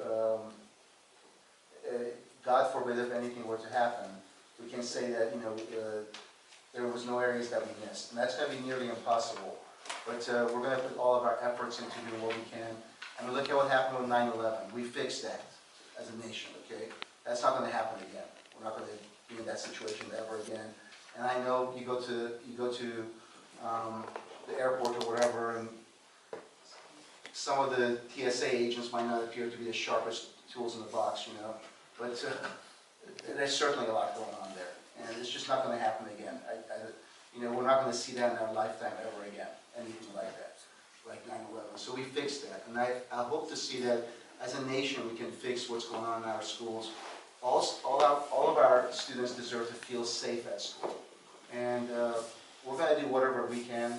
We're going to change our approach to this and be very hands-on and active in regard to this matter. And I have full confidence in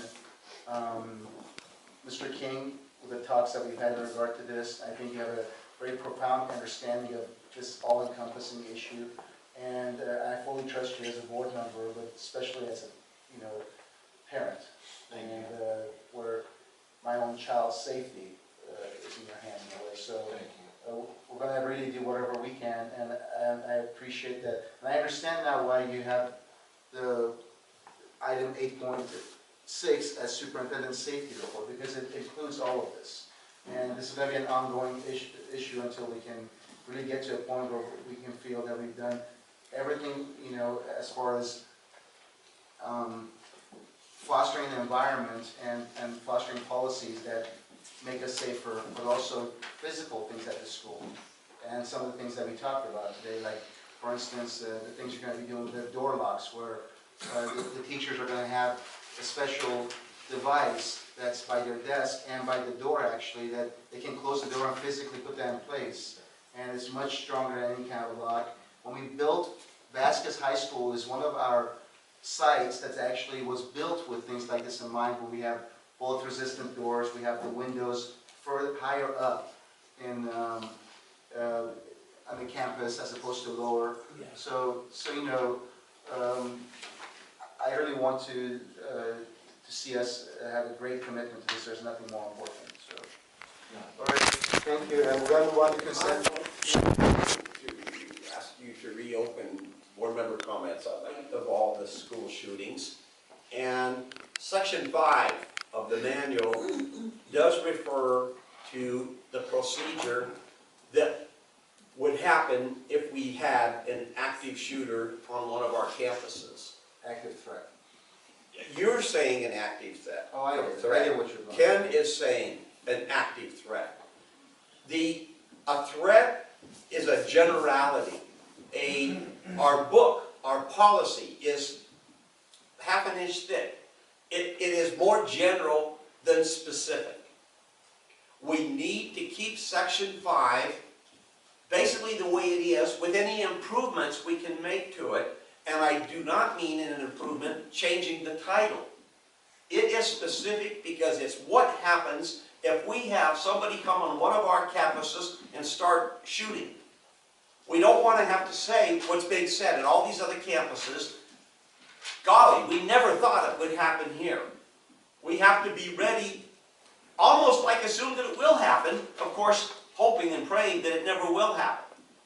And what the people that have to understand what I am specifically saying is active shooter procedures that is set out in our other book, and in a way I'm hoping it's going to stay in the new one that we're doing, come out with next month.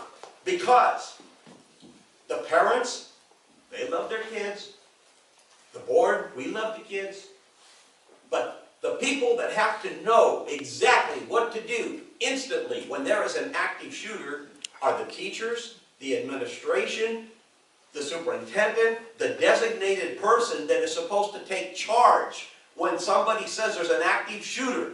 And 3 seconds later, stuff has to start happening. And that procedure has to be instinct for the teachers and the other people. And it's not like our manual, in its 1/4 to 1/2 inch deep, gives a little short book on what to do when we have an active shooter on campus that we have to study and know.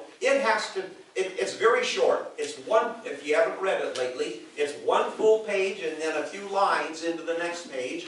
And it gives a 6, maybe 10 things that the teachers, who are the ones involved when this happens, have to do. Like shelter in place, shut blinds, make it look like the classroom is shut down and abandoned and nobody there. And then, I don't know it all by heart, but that's just some of the things that we have to do, because just in the last, I believe I saw statistics on the news over and over the last 2 or 3 days, just since the last one, I believe we've had 19 threats, LA County wide.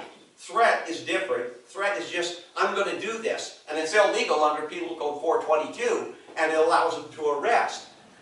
There have been, how many shootings did they say since the first of the year?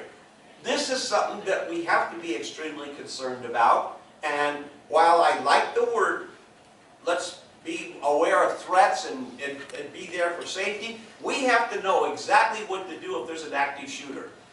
And that's why this section 5 should remain with the title active shooter, the way it is now, I believe.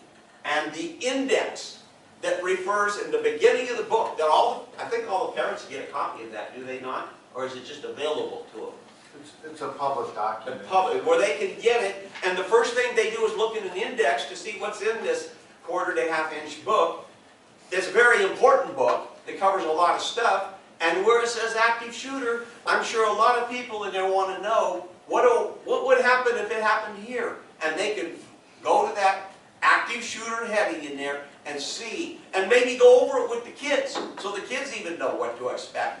And that's my opinion of not changing the name to threat or threat to safety. We need to have our procedure for an active shooter, and hope to God we never need it. Thank you, sir. We heard you completely, and I think that Mr. King is going to come to us with a very highly decorated military officer and police officer that he is considering hiring for this purpose, and he's going to come to us with that at the next board meeting. Yeah, there's a Colonel Dave Grossman who I heard 2 summers ago. It's absolutely amazing, and he's made a second career. He's specialized in psych ops, Ranger Special Forces during his active duty time, and his post-career did purely school assessment on safety. So, Well, when Ken brought this up in closed session, I think we all kind of were leaning towards the active threat kind of name, and we can certainly put that back up for discussion and vote. And sure. once we do a comprehensive study of everything, we will figure out what to call it. And I think that Ken and Mr. Layton and Mr. Falsgraf both make a compelling argument. I'll let Ken speak for himself, but I heard you there.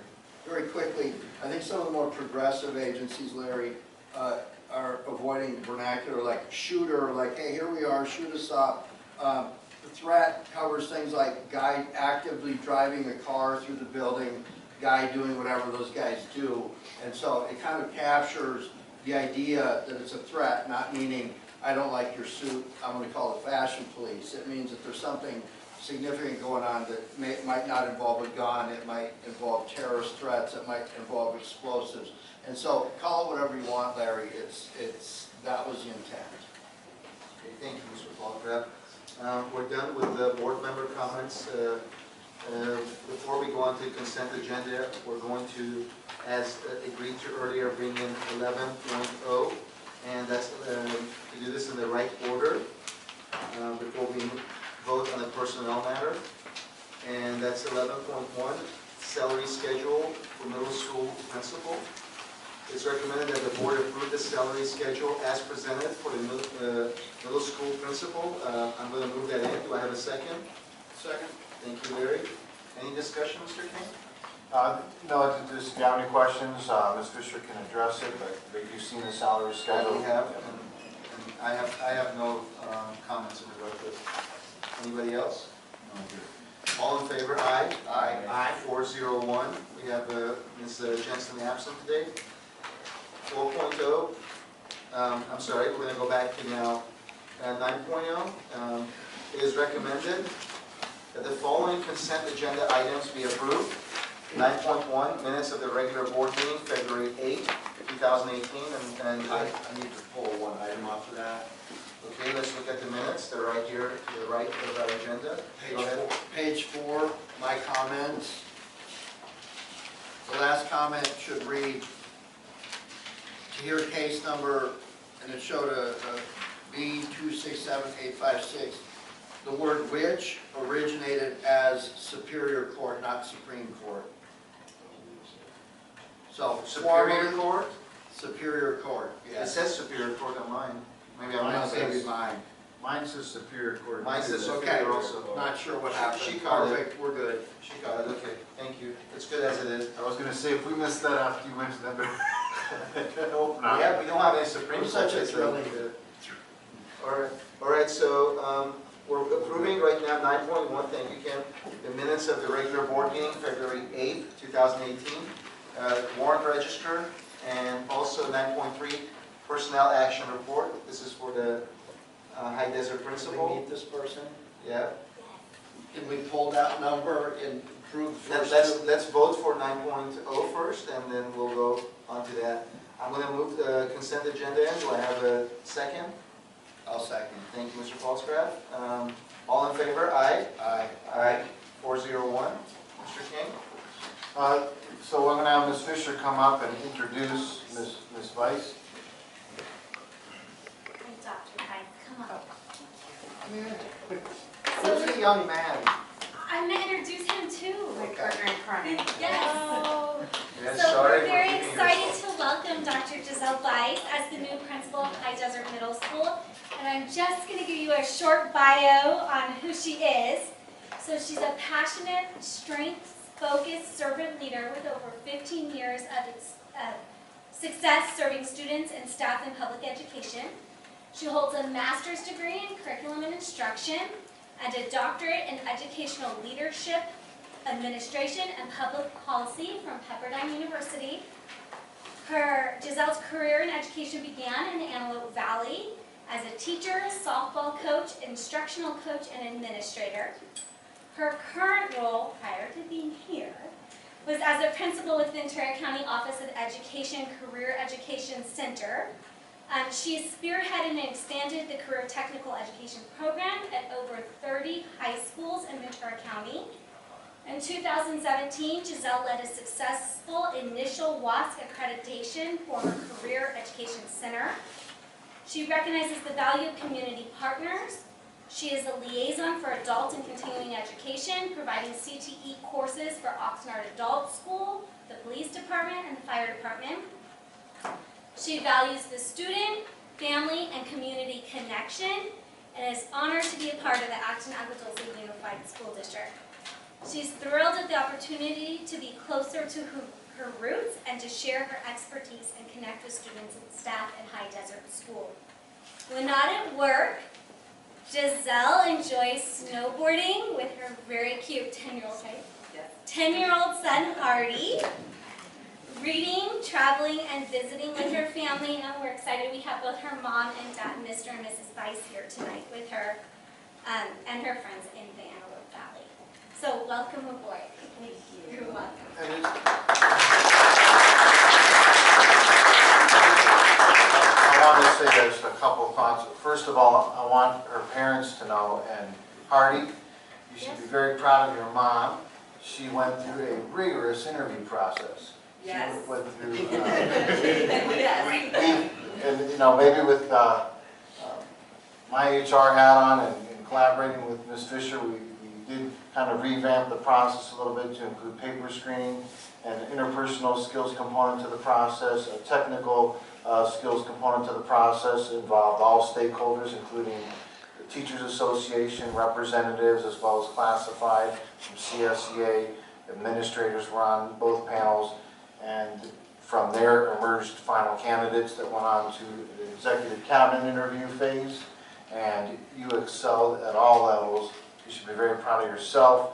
Your parents are glowing tonight, deservedly so. I apologize that we had a lot of business to take care of. We tried to get you kind of front-loaded, but do appreciate you all being here.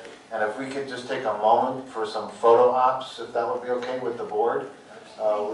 Yes, sir. Hardy, what's Hardy? Hardy. Hardy, what would you do if you were me right now? Is she okay? I like the kid.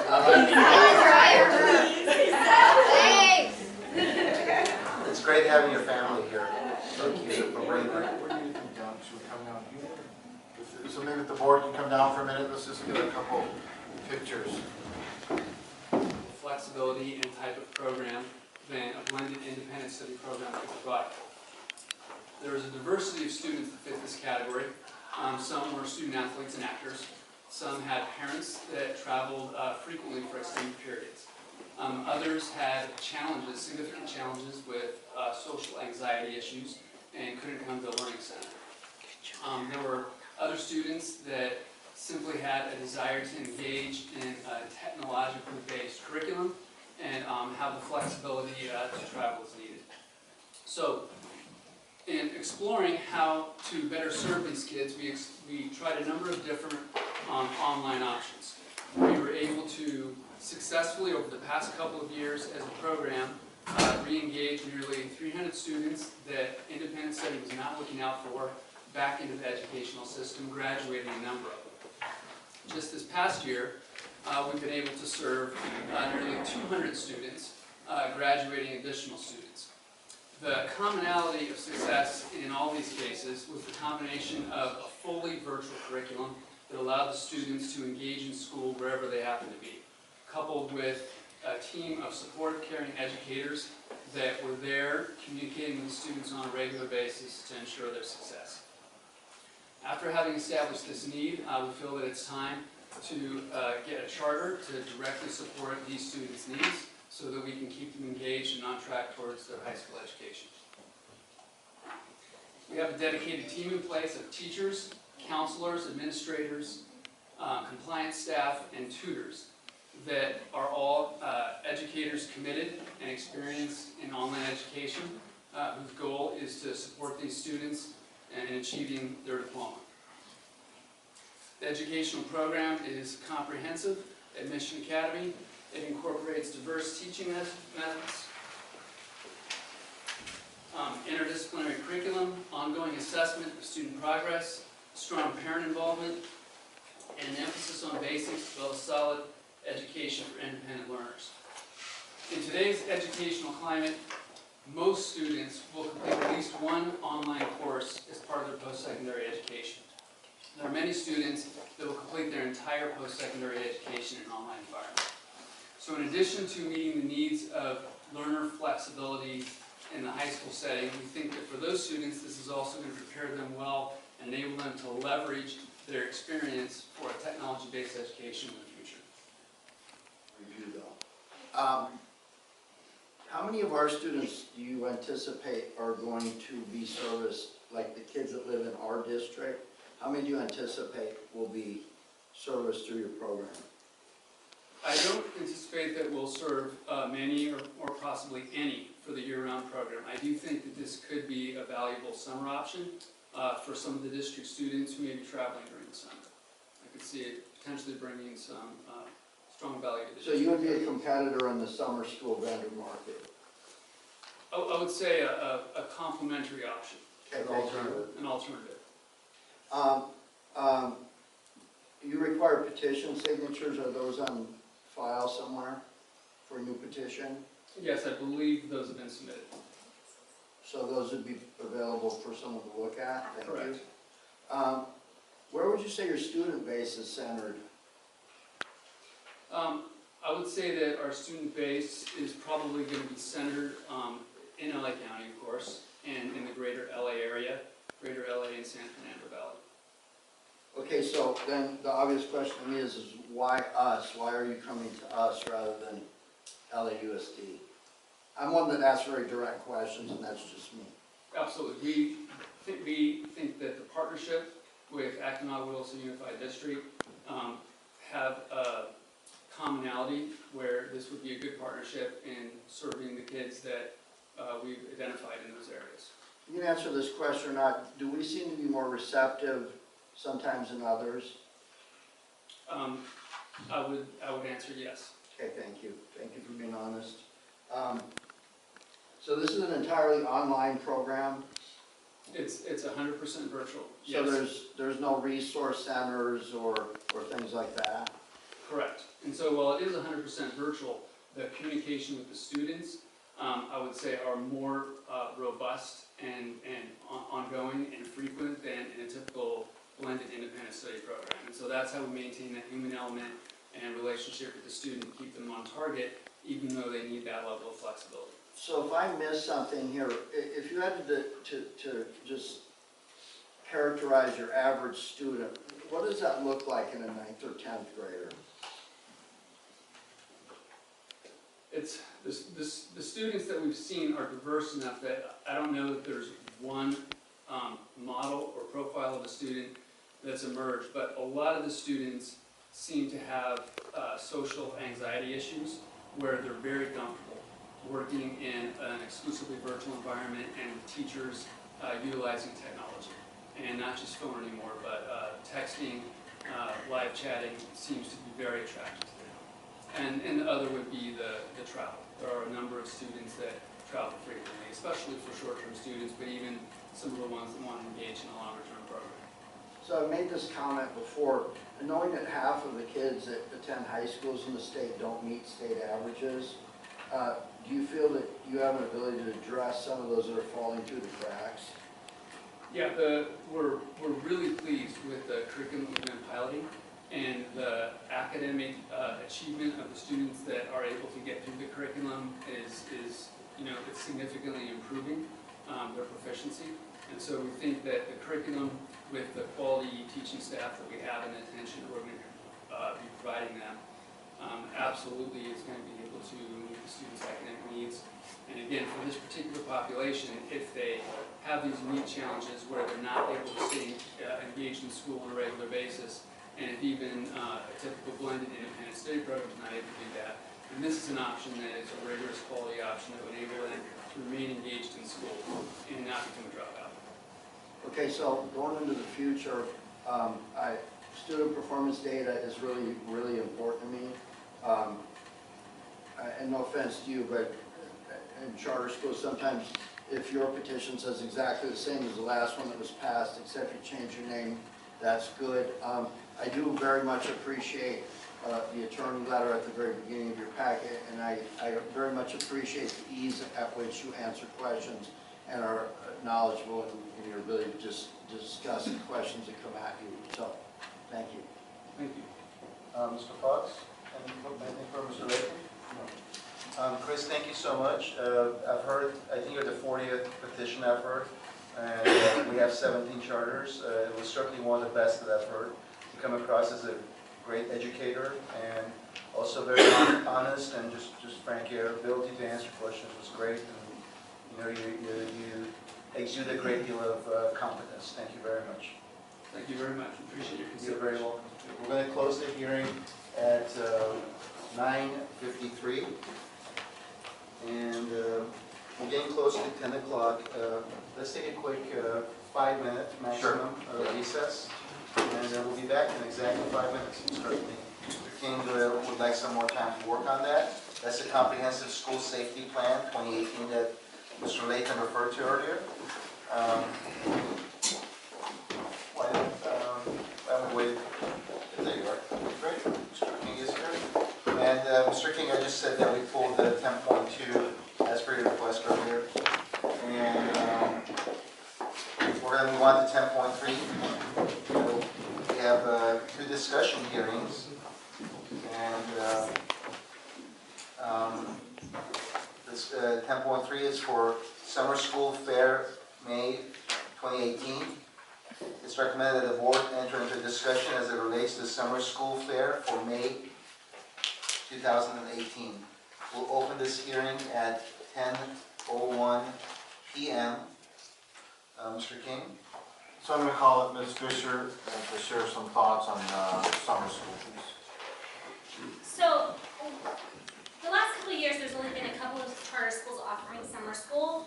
So we were kind of brainstorming with some of our charters, how can we offer this to more students? How can we get it out there so parents have more choice? And so several of our authorized charter schools have year-round programs, so they're able to offer a summer school type program. So our plan is that in May of 2018, we'll host a summer school fair. And any of the charter schools that we authorize, if they would like to come and present their plan, parents can come, learn about their charter school, learn about their plan, and decide which one's the best fit for their students. As of now, we have 5 charter schools who have committed to coming to this open house and sharing their programs with interested parents and students. But we'll leave it open to anybody. So that's kind of our plan. Just so there's no surprises when this pops up, I'm not a proponent of someone disenrolling our students and then charging 6 days a week of ADA for someone to show up and have a parent math check or English check, a packet with a parent. I mean, I wish I could have had that because I was pretty good at forging my parent's signature already. And then having some, I don't know what they do, what do you call them, enhancements? I'm not much on culture. But anyway, so you have two 4-hour days, and there's really no measurable, and we lose 6 hours of ADA, so I'm going to have my ears up on that. But you're thinking more, it sounds like what you're describing is kind of like a job fair, where you just come into a room, and the parents that are interested in a viable summer school option that's just not about credit recovery, but maybe I could take a class here or another, something else that interests me. Yeah, that is kind of starting to fit what I'm talking about the summer school program as a future agenda item. So can we put that together and call it a day? Yes. Okay, thank you.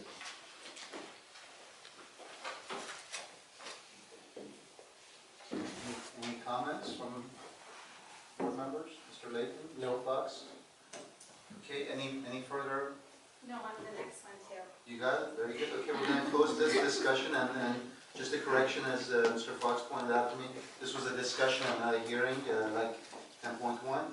We're going to close this at 10:05, and opening discussion 10.4, Renaissance Collegiate High School and Renaissance Collegiate Academy. It's recommended that the board enter into a discussion as it relates to Renaissance Collegiate High School and Academy, edification of charter schools never opening. So I received a phone call from CDE last week, who's doing a great job this year of updating their records and letting us know which charters are up for renewal. And they asked about the status of these two charters. Well, since I've been here for 2 years, I didn't know anything about these two charters. They've never been opened, they've never been on our records. So after investigating, it was discovered that Renaissance Collegiate High School, which is Charter 1705, and Renaissance Collegiate Academy, which is Charter number 1706, were approved by Acton-Agua Dulce in May of 2014. Dash 18-11, Assurance Learning Academy petition material revision. It's recommended that the board approve resolution 17-18.11 for Assurance Learning Academy material revision. We had a hearing about this last board meeting, and it's up for vote now. Do I have a move? I'll move it. Thank you, Mr. Fox. I'll second that. And any discussion? Go ahead, Mr. Falsgraf. Yeah, last time, at the end, there was a sales pitch that didn't need to be made, but I found your presentation where you came in, you updated us automatically about your physical locations, where they were, what your WIOA partnerships look like, the students that you intend to service, thank you. And again, I'm most concerned with the 50% of the kids that the scorecard says you're not going to college. So I appreciate your candor, I appreciate your honesty. I don't like chasing people around in empty storefronts to find out where you were last week. I didn't find any of that. Our attorney says you're good to go. The only comment I have about these WIOA partnerships is please make sure that you find a way to make sure that all of your students down to the last one are linked to an actual WIOA program, so there's never any concerns about that and us being your sponsor. So I appreciate that very much. Thank you. Any further comment? I'm good. I have nothing. Okay, our very first charter and one of my favorite. All in favor? Aye. Aye. Aye. Thank you, guys. 401. Moving on.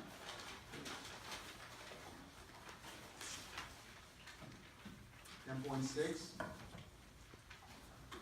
School Accountability Report Card, SARC 2016-2017.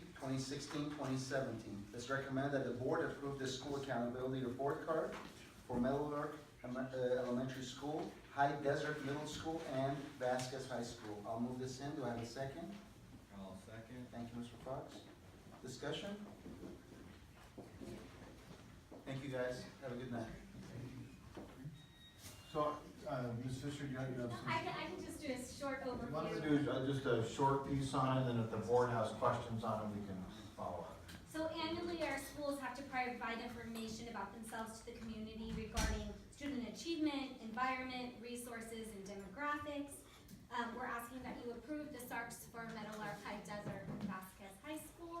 They were attached in there. If you have any questions, the principals can answer those specifically as well. Any comments from board members? No. Call to order. Aye. Aye. Aye. Aye. point, we moved 11.1 before 9.0. Moving on to, one second, please. Moving on to 12.0. 12.1 is Resolution 17-18.12, I-Lead Hybrid Charter School Waiver. It's recommended that we approve the resolution for this waiver request. Do I have a move? I'll move it. Thank you. Do I have a second? Second. Thank you, Larry. Discussion? All in favor? Aye. Aye. Similar, 12.2, Resolution 17-18.13, thank you. I'll second that. All in favor, aye? Aye. 401. 12.3, Resolution 17-18.14 for full and fair funding of California public schools. I'll move this in. Do I have a second? I'll second. Thank you, Mr. Fox. I know Larry has comment about this. Very briefly, unless you had a chance to read it. Yes. Any questions, thoughts? No, we discussed it. Okay, all in favor? No, Aye. no, I'm you sorry. didn't give us a I'm chance to sorry. talk. Yeah, I have some comments, questions, and I've got mixed feelings about this. Of course, I think that schools should be funded fairly. But if you took time to read this resolution, it talks about what we wish we had, what we could dream about. In one place it says there needs to be so much, specific figures mentioned, $17 billion. The only thing that this doesn't do is say, where are we gonna get the money? And I, for one, hate deceit. I started off when we talked about this before by saying, don't get me wrong, I love the CSBA. I go to all the meetings, probably more than any other board member here in the last 10 years. I think I missed 2, not voluntarily.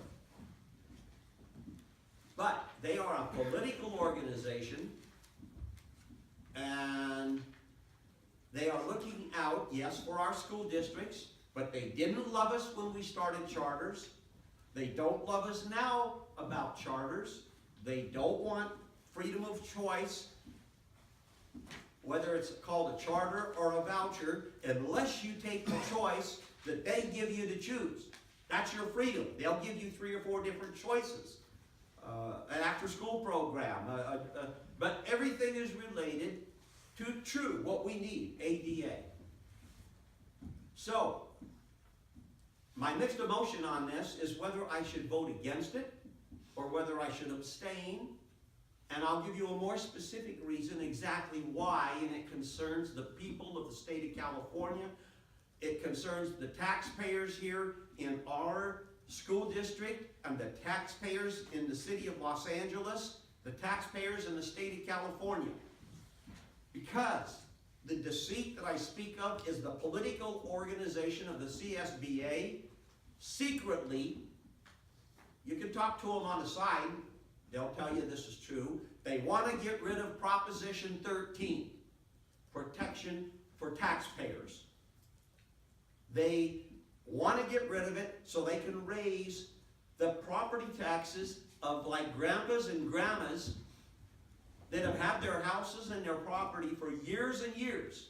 And they are protected by Proposition 13. Some of them don't have any income. Some of them have Social Security. Some of them may have a little pension, but they're usually low income to medium income, and they need the protection of Proposition 13 that we have had for so long.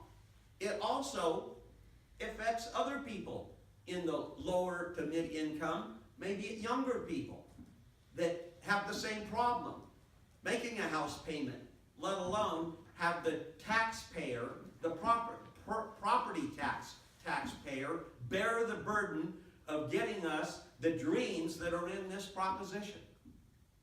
Now, just very timely today, and I realize I'm talking kind of tough against the CSBA, but I'm gonna use the other word that's tough, propaganda. This whole thing that we're voting on tonight was drafted and figured out what to tell us to vote for in word for word in the resolution, and it was mailed out to the school districts to have your board of trustees vote this in. Now, the propaganda I happened to get in the mail today is called Behind the Numbers. Now, accompanied to that is a CSBA letter signed by Vernon Billy talking about joining the movement. The movement isn't called get rid of Proposition 13. But believe me, it is get rid of Proposition 13. I don't know if they can ever do it, but I know it'll hurt many taxpayers, whether they have kids in school districts or not.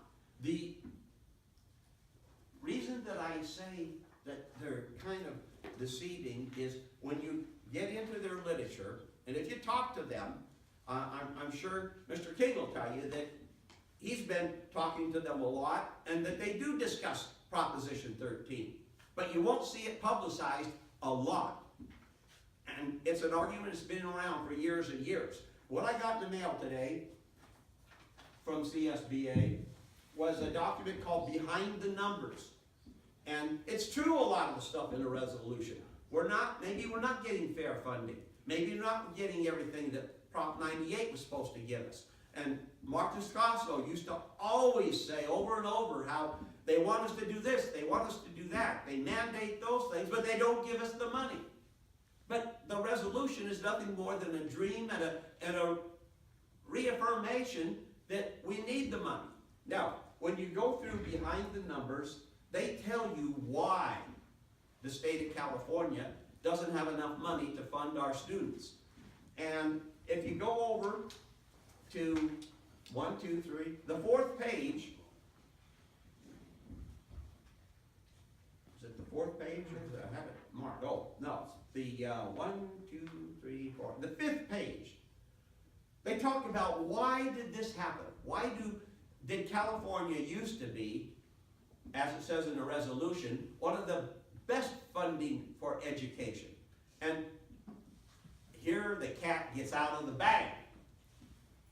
They say this all started in the 70s with a landmark case of Serrano versus Priest, where schools where funding was taken over by the state. And I guess that's as opposed to maybe local funding. I'm not an expert on funding education back in the 70s. I wasn't thinking about funding schools in the 60s. I had other things on my mind. That's not the end of the sentence. Funding gaps began when the state took over school funding in the 1970s with Serrano versus Priest decision and grew steadily post Proposition 13.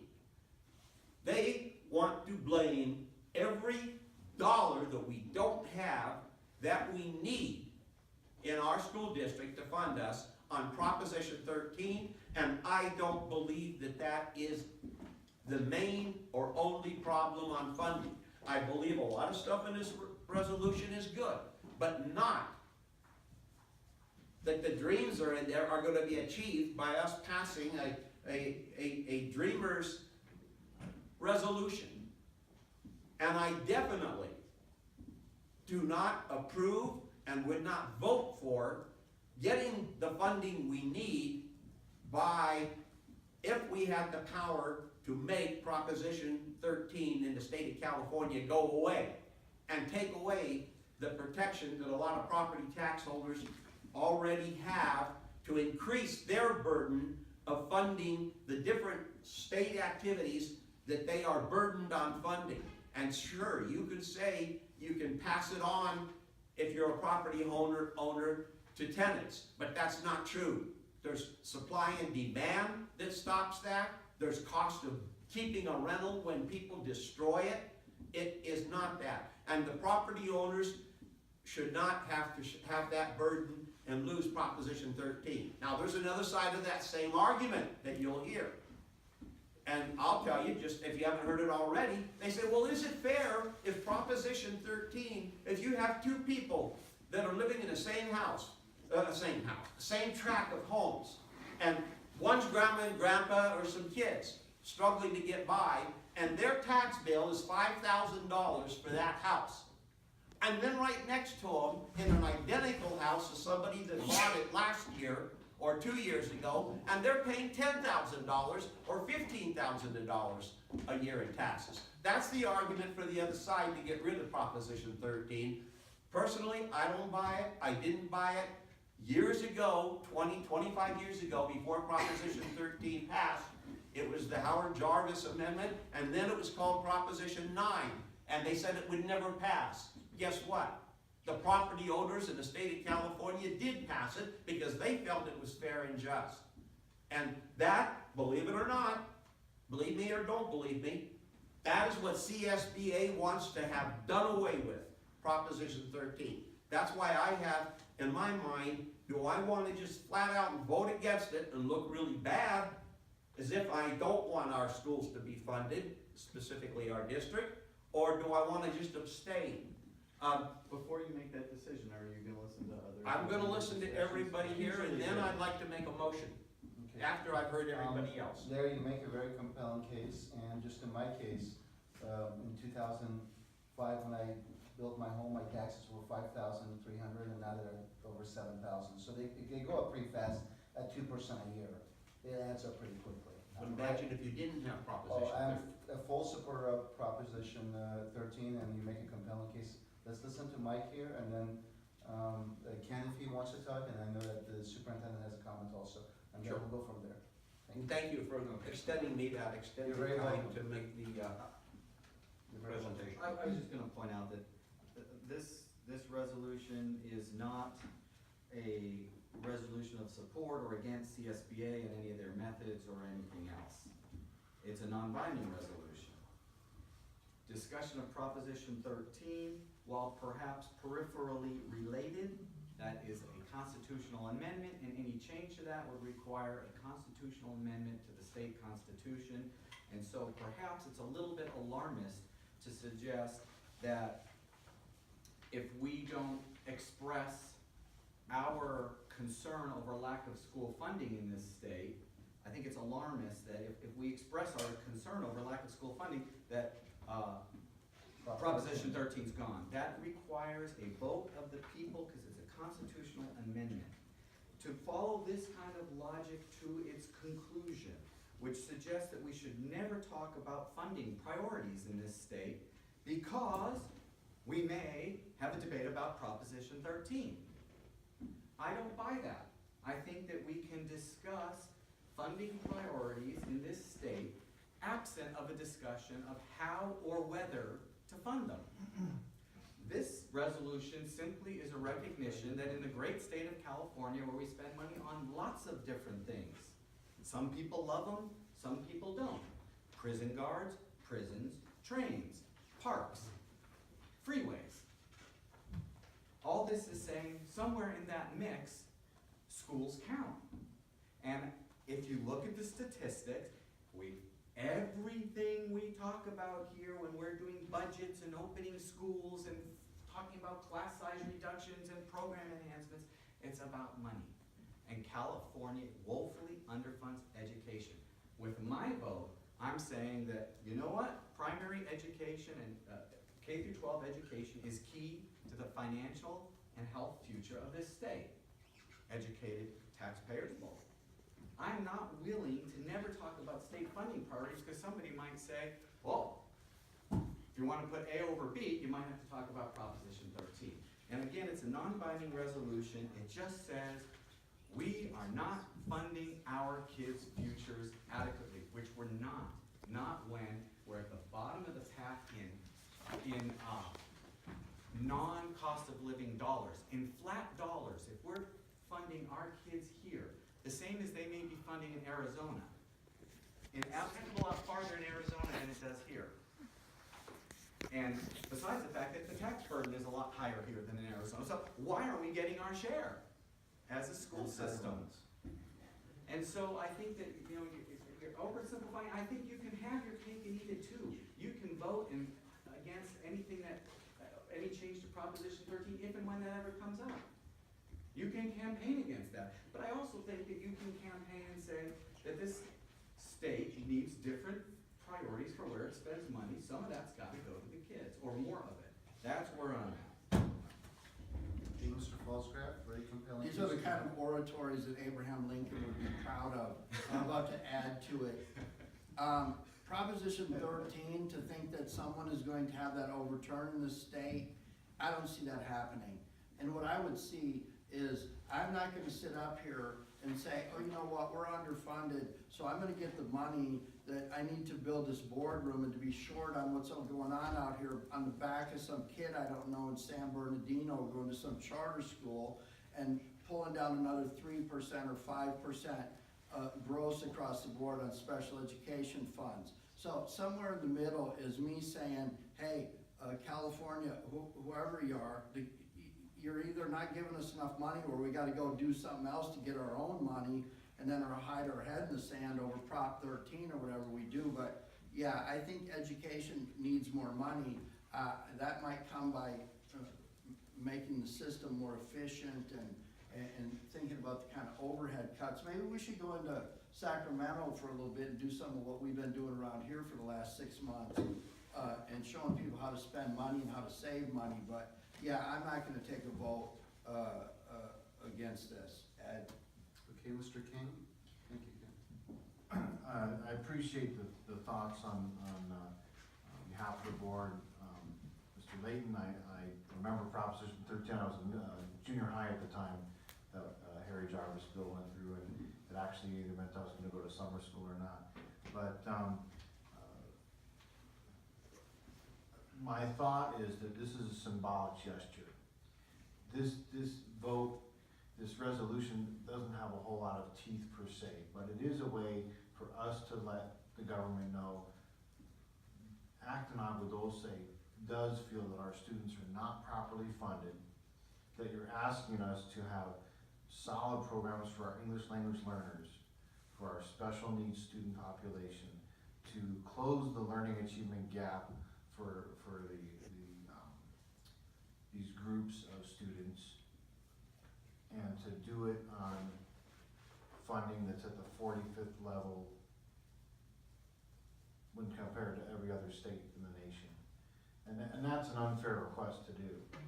And add to it that you're mandated to meet proficiency targets on top of that. Correct. In each of those groups. Correct.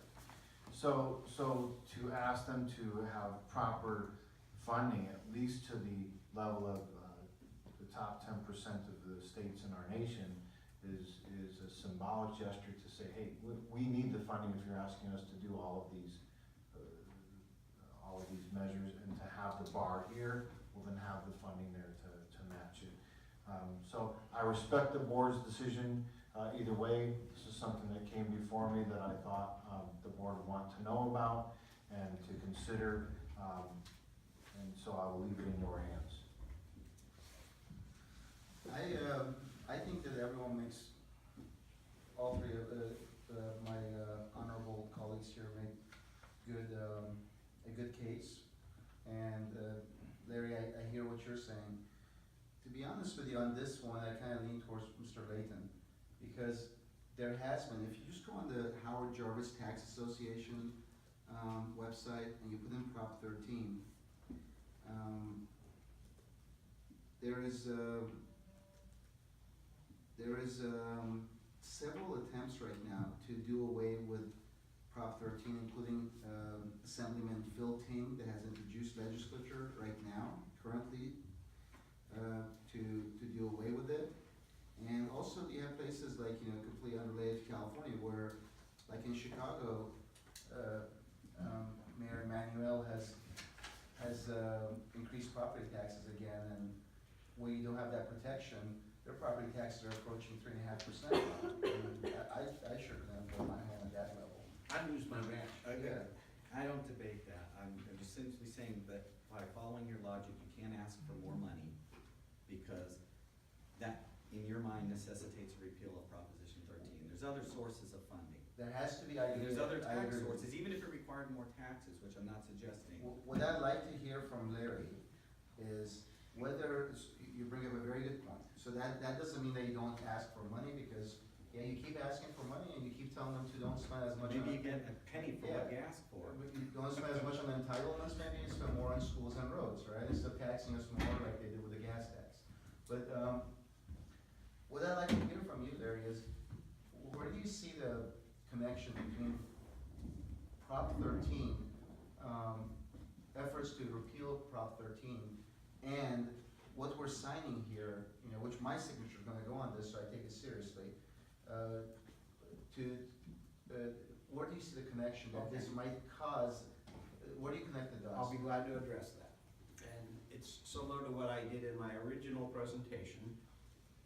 It's going back that CSBA, for better or worse, has a lot of political clout and political reasons they do things. And it's not always and I'll just say my opinion, but as many others, for the betterment of the students. The students may have a better way of getting by in this world, getting their education from other than a public school. And that's why we have the charter system that we're in, that we're known for. They may have a better way of getting their education by a military school or a religious school. Private school. Now, why is CSBA trying so hard to get this resolution passed, which means nothing legally? And yes, it'll be hard, extremely hard, to get a constitutional amendment in our state constitution to do away with 13, but that doesn't mean it cannot be done and passed by 2 votes. The way that the CSBA has to do it is to get the mindset of everybody to be wanting to get rid of Proposition 13, but they can't come right out and say, hey, we're CSBA and your schools are going to be destroyed if you don't get rid of Proposition 13 because it's the root of all evil. So what they try to do is to do it indirectly, what they can't do directly. They go to the minds of the people that will end up voters, or maybe even not voters. There'll be more people that don't even go to the polls that would want to get Proposition to go away, or that don't own property, that won't suffer what you and I are going to suffer if Proposition 13 goes away. Now, how do I see through this thin veil that CSBA is doing to do away with Prop 13? First of all, you're more on the computers and the phones than I am. You've already pushed a button and found out the people that are trying to do away with it legally. Now, you take the people trying to do away with Proposition 13 legally and couple it with the CSBA and their political power players, it is possible that could come back and haunt and hurt every taxpayer that can't afford to be part of the payments to all that. And then it's too late. It's like then the shooter has come and destroyed us. So that's why I'm definitely against this. I've had a couple conversations with Mr. King about this, and I asked him directly, when you go to these meetings and they're trying to get us to pass this motion, did they even talk about Prop 13? Because I told him my same contention. They're out to do away with Prop 13. Hard or impossible or not, that's what they want. And he frankly told me, yeah, we discussed Prop 13. Now, that's as much as he relayed to me. But I don't have to have him tell me anything. They have been trying to do away with Prop 13 since the day it passed. And when it did pass, in 1974. Before that, it was Prop 9 that didn't pass. And I was promoting it back then when I was a student in college. And they said it'll never pass. Guess what? It passed Prop 13. Then they said, that's unconstitutional. You can't have 2 people with different houses paying different taxes. But an equal to it had passed in New York, and the United States Supreme Court said it was constitutional, and we've had Prop 13 for years and years, and yes, it's hurt schools. It's had them have them change funding, but my opinion is that the actual Prop 13 is good for us. And the last thing, if you haven't checked your mail today, you're gonna get the propaganda. And one of the propaganda from them is this brochure that has a copy of the resolution, tells the school district how to do it, tells them, has a letter from the people in a school newsletter. This is all in today's mail, and a little information, what they call behind the numbers. And you can see it right here, where they say, why are we in the position we are? Just because they said that's the Well, cause, do you have to interrupt me? doesn't necessarily mean Do you that's, have to interrupt that the me? solution. I'm is to answering repeal it. this. Should we let staff go home, have a day of work tomorrow? I would. Yeah, I was just gonna. There's, my final conclusion then, is there's how you've got more evidence. We're done minutes after this. There's more evidence that I've got highlighted in yellow, where they reveal that Prop 13 is basically the cause of all this, and it's not. And I'm not gonna vote for something that is gonna come back and hurt taxpayers, and maybe make people lose their houses. And no, it won't make it happen, because as everybody here has said around this table, that maybe it's impossible because it'll take a constitutional amendment. But the Constitution can be amended, and in California, it's more easily amended than the United States Constitution, and has been done. So, yeah, I'll be quiet So about much of it. that, Larry, except that your logic suggests we should never ask for more money. The fact that Proposition 13 caused schools to have funding problems doesn't mean that the repeal of it is necessarily the solution. All we're asking for is more money. Your logic says we should never ask for more money, nor recognize that we're underfunded relative to everyone else who's educated. No, that's not what That's it. I'm saying. I'm saying that the underlying philosophy of this is to do away with All right, Prop let's just 13. vote on it. Thank goodness it's not gonna Any more change anything. comments? Well, the idea about this is, the solution is that you don't supply any funding for the English learners and the people who don't have a future ahead, that aren't gonna buy the mansion in Beverly Hills and have to pay the taxes. So we just continue to undermine the success of the future while grandpa is okay. And by the way, I am grandpa now, so I stand to be as affected by it as everyone else. But there's a legacy of failure in the way, I mean, there's islands that I don't even know about that rank higher than California in funding per child. So anyway, that's enough. Well, I don't see this as a vote on where we stand in regard to funding. I do believe that there is a direct link between efforts to do away with Prop 13 and this kind of propaganda that we're asking to be a part of. We get this stuff all the time. I'm gonna vote nay on this because I do feel that they're connected. So let's call for a vote. All in favor? Aye. Nay. Nay. Okay, so that's a two. We got absolutely nowhere, perfect. Well, we got somewhere, it didn't pass. Yeah. Okay, so now 12.4, educator effectiveness plan. It's recommended that the board adopt the educator effectiveness plan. I'll move it in. Do I have a second? Second. Is there any tie to Prop 13 on this one? I don't know. Any discussion? Well, Ms. David's prepared to answer any questions the board might have. I don't have any questions. Does anybody want the instructors to be ineffective? There we go. I think so. Okay, all in favor, aye? Aye. 401. Future agenda items, we have student housing, which this will come off of future agenda items, because it'll be an agenda item at the next board meeting on the 8th. Is there afraid to do that? Yeah, I'm not sure how much more information we'll have at that time, but certainly. We'll have, it merits a discussion, Yeah. so whatever discussion we can have. Do And we then, have a budget thing coming up, Ed? budget study session, no. No, we don't have to do No, we anything have anymore. first interim budget they're gonna be working on, and then Second they will interim probably is have the one. upcoming meeting. Yeah, we'll probably have one in about 3 meetings. Any requests for, It's nice. I'll try. Second interim is in the upcoming meeting. It's not a special budget study. No, it's a report. We'll hear about It's a report. It's a report on it, yeah. Okay. So I will tread very lightly here, 13.0, future agenda items, any requests for, I have one that's standing. what is that? Summer school program. Oh, okay, very good. It wasn't on here, let's put summer school program on there. No, it was carried. Oh, it was carried, so you don't have any requests right now for future? No, agenda? it's just, When Okay, staff has a report, they'll make it. okay, so let's leave 13.0 empty for next board meeting. 14.0, our next meetings are for March 8th, 2018, and March 22nd, 2018. And then in closed session, I have a report for closed session. And do I have a move to make that report? Thank you, Larry. Do I have a second? I'll second it. Thank you, Mr. Fox. Okay, so in closed session, we did two things. We discussed the settlement of a special ed matter via a 3.0 vote.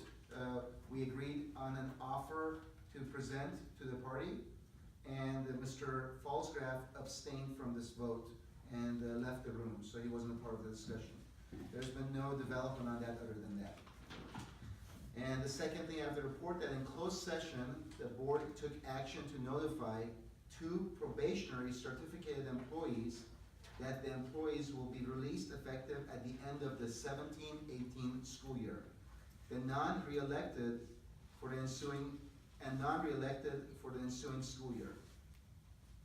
And directed the superintendent or designee to send out appropriate legal notices. And we voted 4-0, one being absent, Ms. Jensen, so we had a unanimous vote on that. All right, we're moving on to 16.0 for adjournment. Do I have a move? Move. And do I have a second it. Okay, thank you, Mr. Layton. Thank you, Mr. Fox. At 10:41 p.m., all in favor of adjournment? Aye. Aye. 401, thank you.